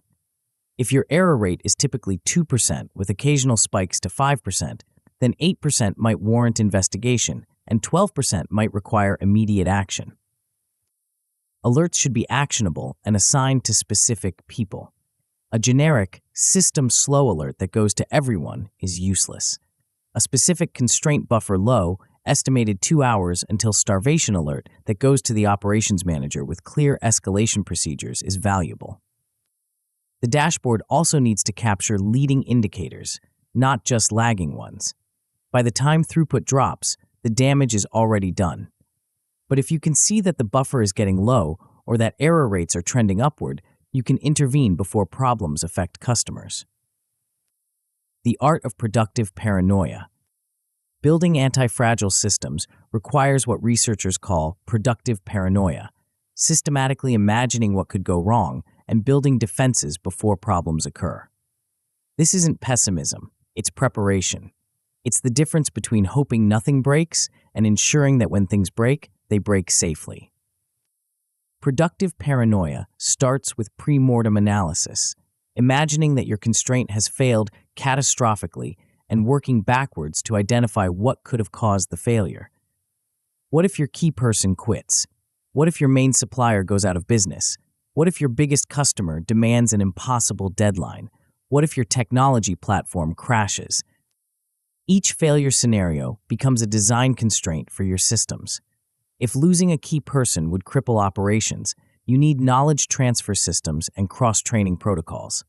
If supplier disruption would halt production, you need backup vendors and inventory buffers. If technology failure would stop work, you need redundancy and recovery procedures. Red team exercises take this further by actively trying to break your systems. Assign someone to play the role of adversary, not to sabotage the business, but to stress test your defenses. Can they find single points of failure? Can they overload your constraint? Can they exploit gaps in your processes?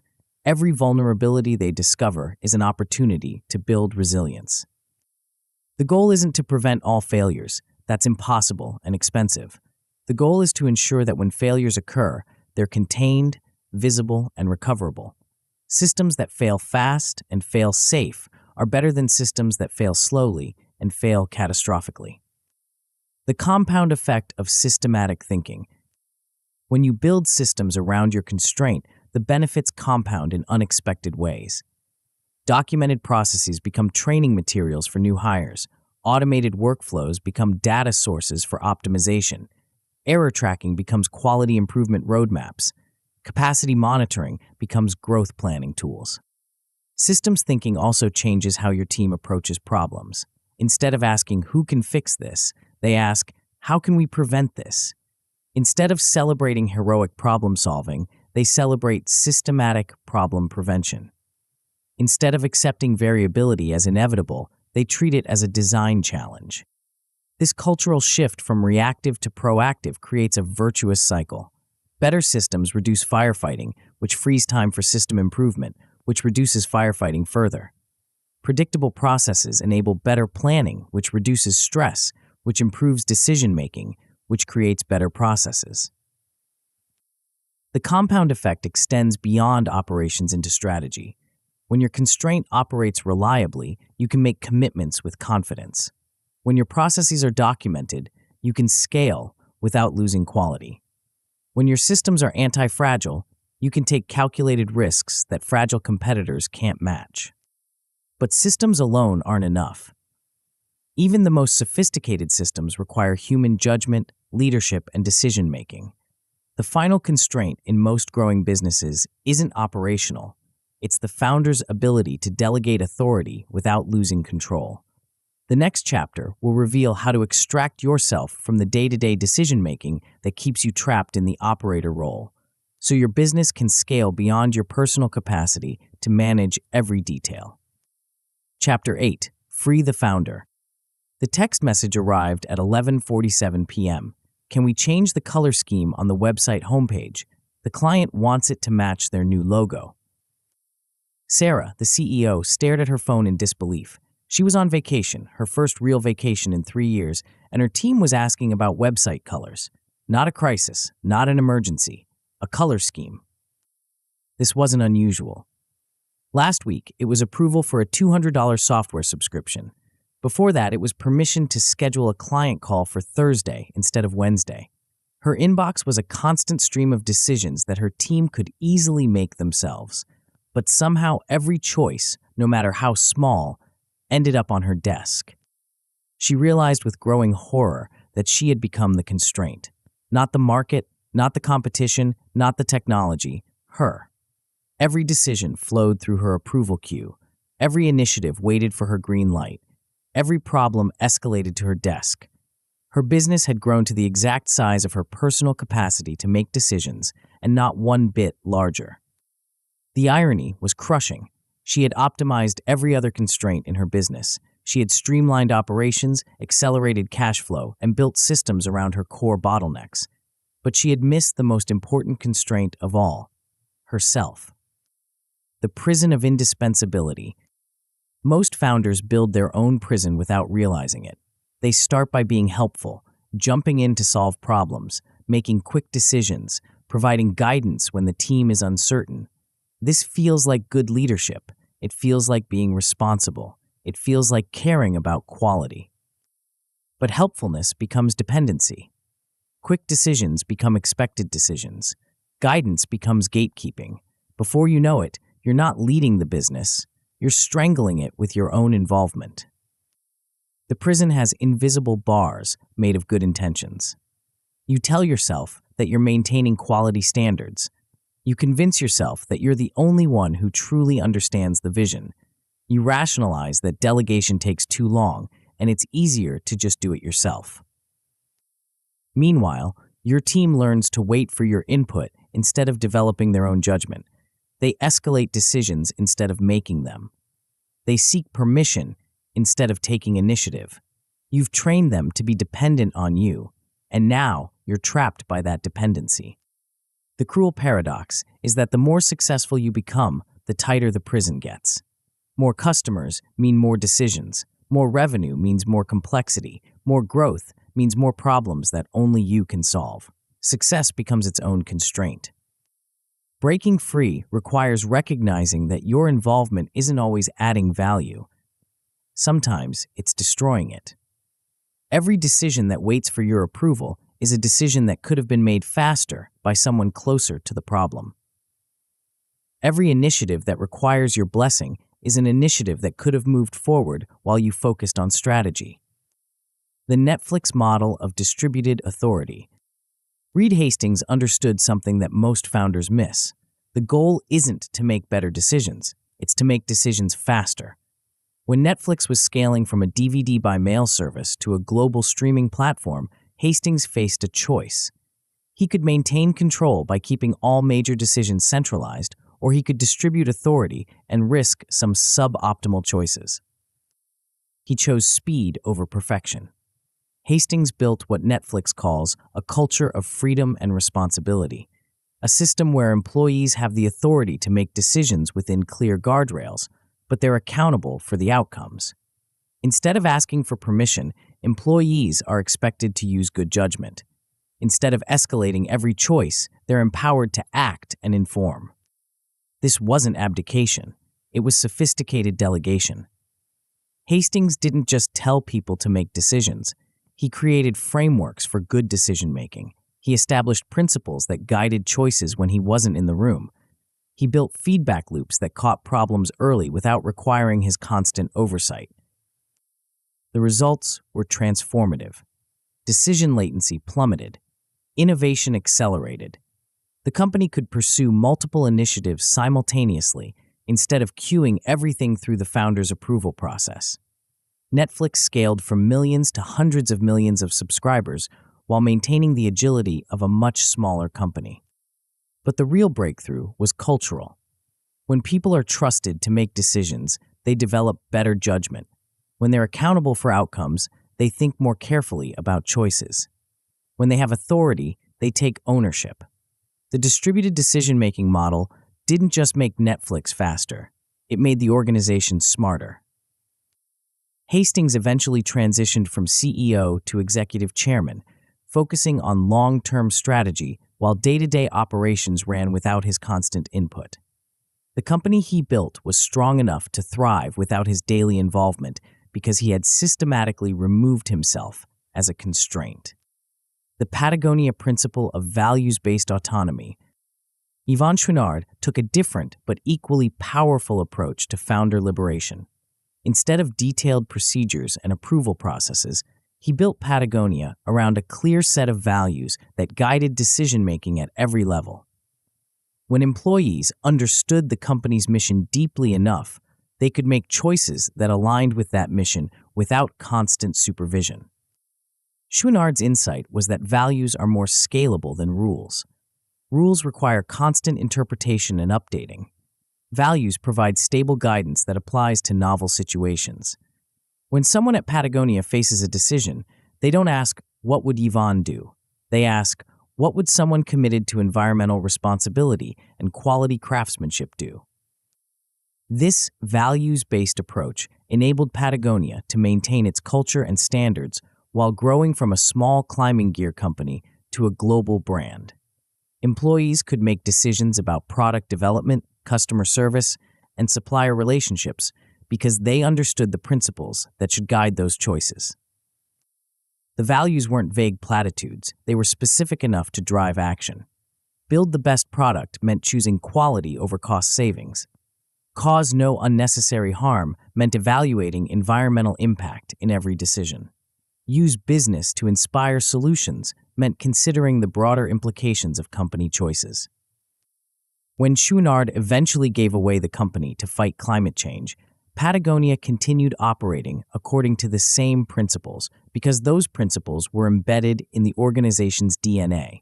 The founder's physical presence was no longer required because his values had become institutional knowledge. The decision audit that changes everything. Breaking free from the founder constraint starts with understanding exactly how your decision-making capacity is being consumed. Most founders have no idea how many decisions flow through them daily or how much time those decisions actually require. A decision audit reveals the hidden scope of your involvement. For 1 week, track every decision that comes to you for approval, input, or guidance. Not just the big strategic choices, but the small operational ones.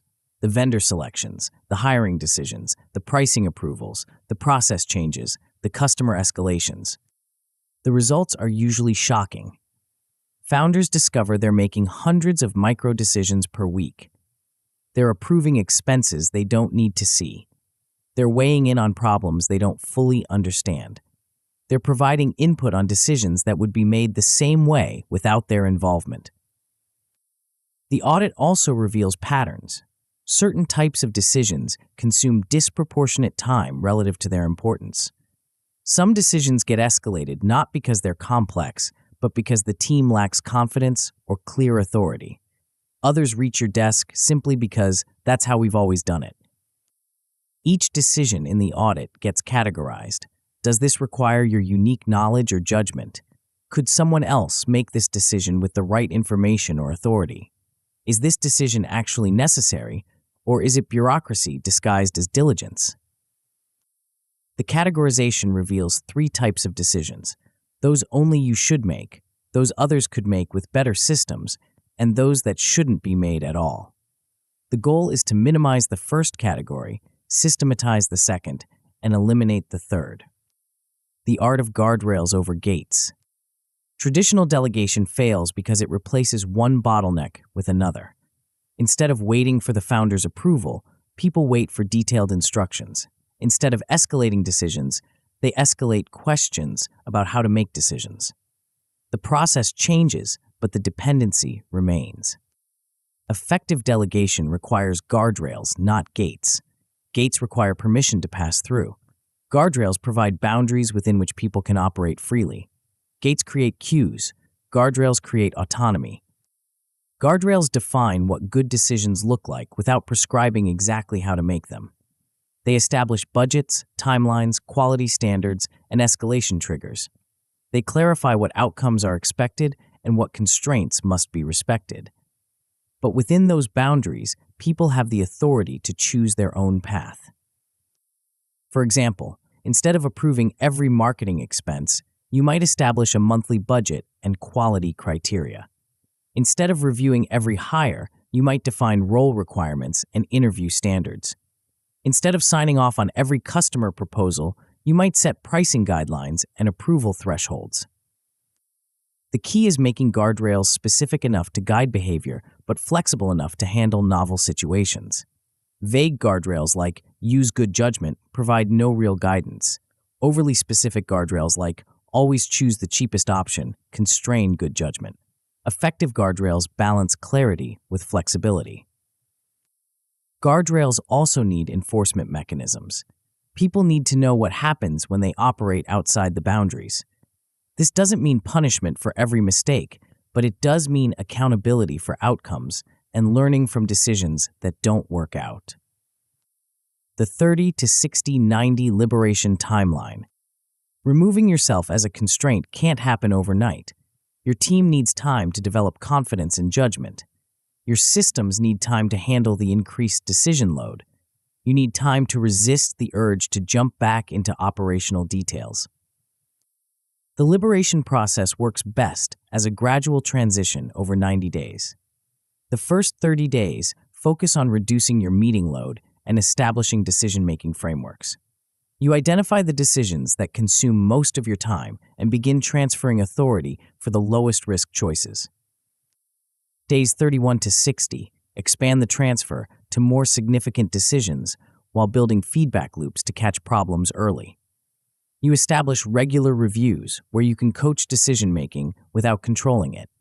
You create escalation paths for truly exceptional situations while encouraging autonomy for routine choices. Days 61 and 90 complete the transition by transferring authority for most operational decisions while you focus on strategic work. You measure decision latency to ensure the system is working. You celebrate good judgment to reinforce the new culture. You resist the temptation to reclaim control when things don't go exactly as you would have done them. The timeline isn't rigid. Some decisions can be transferred immediately, while others require more preparation. The key is maintaining momentum while building confidence. Each successful transfer makes the next one easier. Each week of improved decision speed reinforces the value of the new approach. By day 90, you should be handling only the decisions that truly require your unique perspective or authority. Everything else should flow through your team with appropriate guardrails and feedback loops. Your calendar should have space for strategic thinking instead of being consumed by operational approvals. The compound effect of decision speed. When decisions move faster, everything else accelerates. Projects that used to take weeks can be completed in days. Opportunities that used to expire while waiting for approval can be captured immediately. Problems that used to fester while awaiting guidance can be resolved quickly. But the benefits go beyond speed.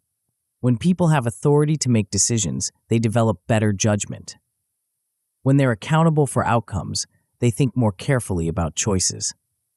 When they don't have to wait for permission, they take more initiative. This creates a virtuous cycle of improvement. Better decisions lead to better outcomes. Better outcomes build confidence. More confidence leads to faster decisions. Faster decisions create more opportunities for learning and improvement. The cultural shift is just as important as the operational one. When people feel trusted to make decisions, they become more engaged. When they have authority, they take ownership. When they can act quickly, they become more responsive to customers and market changes. The compound effect extends to your personal effectiveness as well. When you're not consumed by operational decisions, you have time for strategic thinking. When you're not constantly interrupted by approval requests, you can focus on high-value activities. When you're not the bottleneck, you can take vacations without the business grinding to a halt. The measurement of true freedom. The ultimate test of founder liberation isn't whether you can delegate, it's whether you can disappear. Can your business operate for a week without your input? Can decisions be made, problems be solved, and opportunities be captured while you're completely unavailable? This isn't about abandoning your business. It's about building a business that doesn't require your constant presence to function. It's about creating systems and culture that embody your judgment even when you're not there to provide it directly. The measurement of this freedom is both quantitative and qualitative. Quantitatively, you can track decision latency, escalation rates, and the percentage of decisions that require your direct involvement. Qualitatively, you can assess whether the business maintains its standards, culture, and momentum in your absence. True founder liberation creates enterprise value that extends far beyond operational efficiency. Businesses that can operate independently of their founders are more valuable to potential buyers, more attractive to investors, and more resilient to unexpected disruptions. But liberation also creates personal value that's harder to quantify. The ability to take real vacations, the freedom to pursue new opportunities, the confidence that your life's work can continue without your constant supervision, the satisfaction of building something larger than yourself. The journey from constraint to catalyst isn't just about business optimization, it's about personal transformation. But even the most liberated founder needs to ensure that the systems they've built continue to evolve and improve over time. The final chapter will reveal how to create a self-reinforcing cycle of constraint identification and elevation that keeps your business growing and improving long after you've stepped back from day-to-day operations. Chapter 9. Keep Compounding. The email arrived on a Tuesday morning, 3 years after Sarah had first discovered her constraint. The subject line was simple: acquisition offer, $47 million.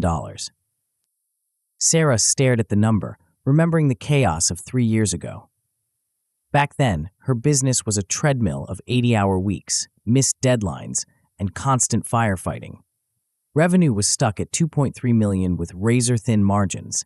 She was the bottleneck in everything, and growth felt impossible without killing herself in the process. Now, the same business was generating $8.2 million in revenue with 40% margins. More importantly, it ran without her daily involvement. She had taken a 3-week vacation to Europe last month, and the business had actually performed better in her absence. Her team made decisions faster, customers received more consistent service, and new projects flowed smoothly through the system. The transformation hadn't happened overnight. It had taken 3 years of disciplined constraint hunting, systematic elevation, and continuous improvement. But each cycle had been easier than the last. Each constraint she eliminated revealed the next one. Each system she built made the next system simpler. Each process she optimized created capacity for the next optimization. This is the compound effect of constraint mastery, results that scale with less effort every cycle. The business becomes a learning machine that gets stronger, faster, and more profitable over time. Your role shifts from operator to architect, from firefighter to strategist, from constraint to catalyst. The journey you've traveled. You started this book drowning in operational chaos, wondering why harder work wasn't translating to better results. You've learned to see your business as a flow system, where the narrowest point determines everything. You've discovered how to measure what matters, find the real constraint, and focus your energy where it multiplies fastest. You've mastered the art of pace control, turning chaotic floods of work into smooth, predictable flow. You've learned to design demand that aligns with your capacity, creating premium positioning instead of desperate discounting.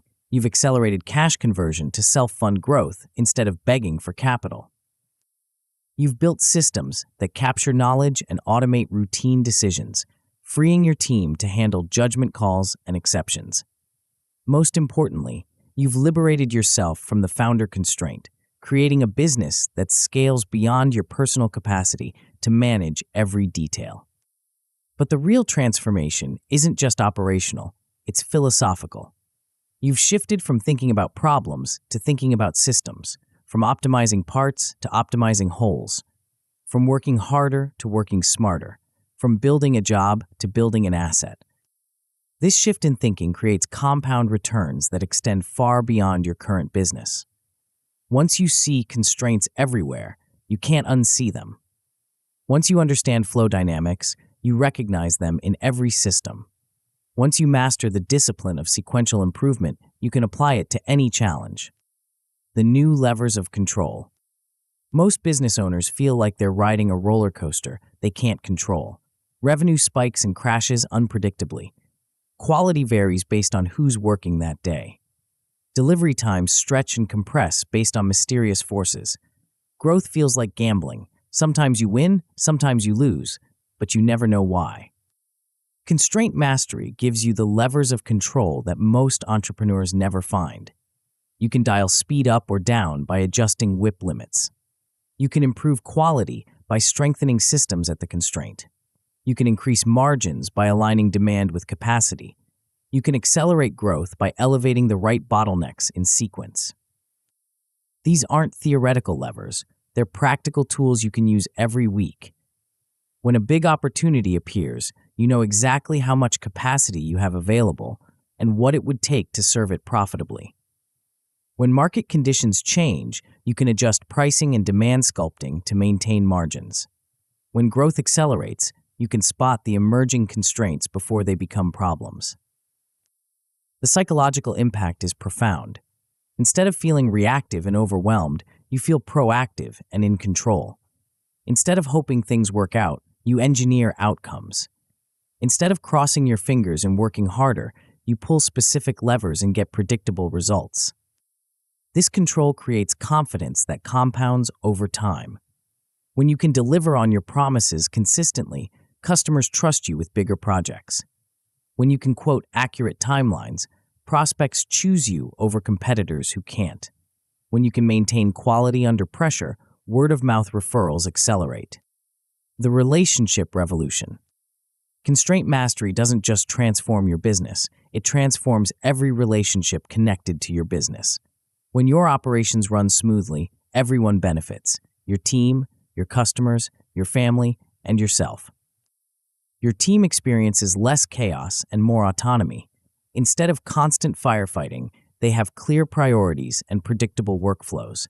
Instead of heroic overtime, they have sustainable pace and reasonable deadlines. Instead of confusion about roles and responsibilities, they have clear ownership and decision-making authority. This creates a virtuous cycle of engagement and performance. People who feel trusted make better decisions. People who have autonomy take more ownership. People who work in predictable systems experience less stress and burnout. Your best people stay longer, and recruiting becomes easier because your reputation for operational excellence precedes you. Your customers experience reliability instead of chaos.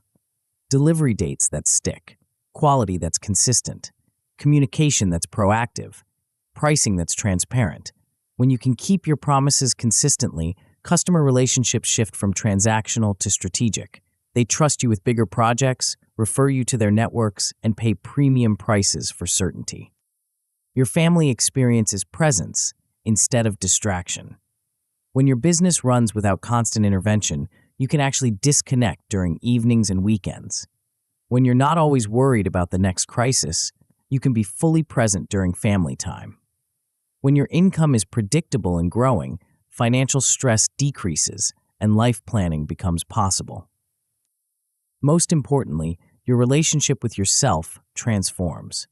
Your identity shifts from person who works in the business to person who built a business. You move from feeling trapped by your success to feeling empowered by it. You transition from surviving each day to designing your future. The achievements that become possible. Constraint mastery unlocks achievements that seem impossible when you're trapped in operational chaos. You can make commitments with confidence because you understand your true capacity. You can charge premium prices because you deliver premium reliability. You can choose better clients instead of just more clients because you're not desperate for any revenue that walks through the door. But the real breakthrough is asset building alongside operations. When your core business runs smoothly, you have time and energy to create evergreen products, develop intellectual property, and build systems that generate revenue without consuming your constraint. You can systemize once and monetize many times. This is how small businesses become valuable businesses. Instead of just trading time for money, you create assets that generate returns independent of your daily involvement. Instead of building a job that requires your presence, you build a machine that creates value in your absence. The compound effect extends to exit readiness. Businesses that operate independently of their founders are worth multiples of businesses that depend on founder involvement. When you've systematically removed yourself as a constraint, you've created enterprise value that extends far beyond current cash flow. Even if you never plan to sell, owner independence creates options. You can take sabbaticals to pursue other interests. You can start additional businesses using the same constraint principles. You can invest in other opportunities because your primary business generates cash without consuming all your time. The learning machine effect. Here's the beautiful secret of constraint mastery. It gets easier over time, not harder. Each cycle of constraint identification and elevation builds your capability for the next cycle. Each system you create makes the next system simpler. Each process you optimize increases your capacity for the next optimization. This is the learning machine effect. Your business becomes better at getting better. Your team develops constraint spotting skills that make problems visible before they become crises. Your systems capture knowledge that makes future improvements faster and more reliable. Your culture evolves to embrace continuous improvement as a competitive advantage. The BROT of your constraint-focused hours keeps rising because you get better at targeting the right bottlenecks and implementing effective solutions. What used to take months now takes weeks. What used to require external consultants now happens with internal capability. What used to feel overwhelming now feels manageable. This learning compounds across your entire organization. People who understand flow dynamics make better decisions about resource allocation. Teams that think in terms of constraints collaborate more effectively across departments. Leaders who measure throughput instead of activity create better incentives and accountability.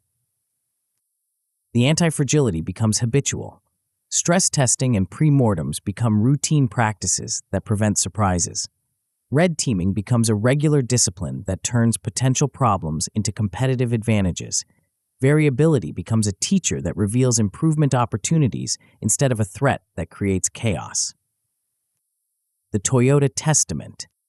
Taiichi Ohno's story at Toyota proves that constraint mastery isn't just a business technique. It's a philosophy that can transform entire industries.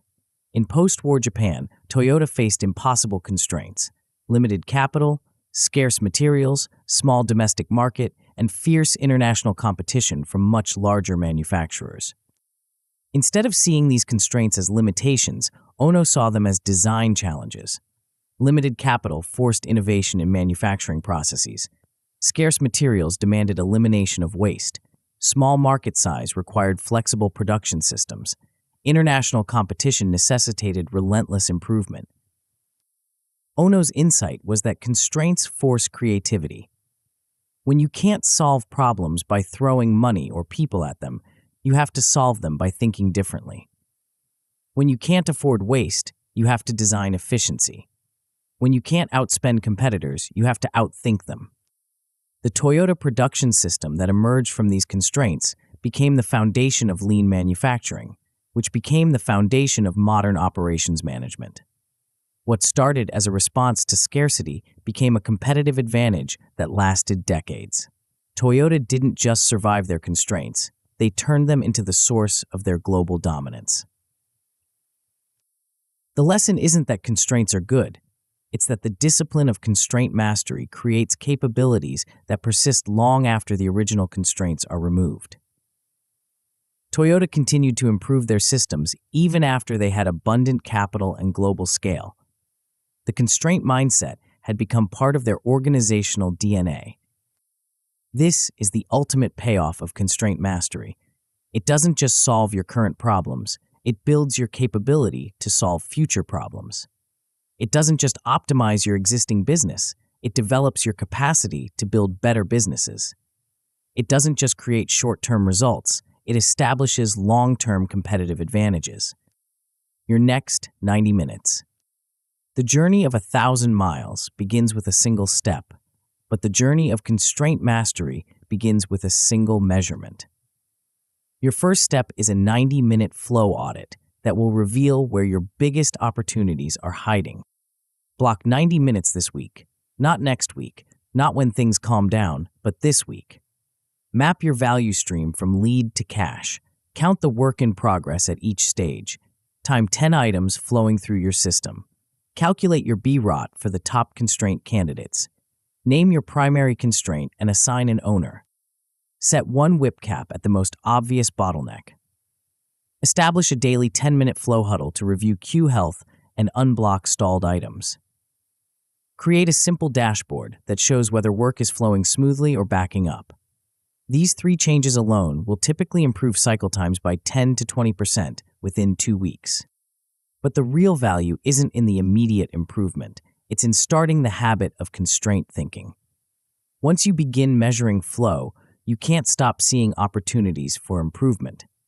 Once you start focusing energy on the constraint, you can't go back to scattered optimization. Once you experience the compound returns of systematic improvement, you can't return to random effort. The 90-minute audit is your entry point into a new way of thinking about business. It's the beginning of a journey that will transform not just your operations, but your entire relationship with work, growth, and success. The gold you've been seeking. You picked up this book because something wasn't working. Despite your best efforts, growth felt harder than it should. Despite long hours, results felt smaller than they deserved. Despite constant activity, progress felt frustratingly slow. You were looking for the secret that would unlock the next level of performance. You were seeking the leverage that would make your efforts multiply instead of just accumulate. You were hunting for the gold that would transform your business from a demanding job into a valuable asset. That gold was always there, hidden in your constraints. Every bottleneck in your system is a lever waiting to be pulled. Every cue is a signal pointing toward your next breakthrough. Every delay is a map showing you where to focus your energy for maximum return. The gold isn't in working harder, it's in working on the right constraint. It's not in doing more things, it's in doing the right things in the right sequence. It's not in optimizing everything, it's in elevating the one thing that elevates everything else. Constraint mastery is the difference between entrepreneurs who build jobs and entrepreneurs who build assets, between businesses that consume their owners and businesses that liberate them, between companies that struggle to scale and companies that scale with grace.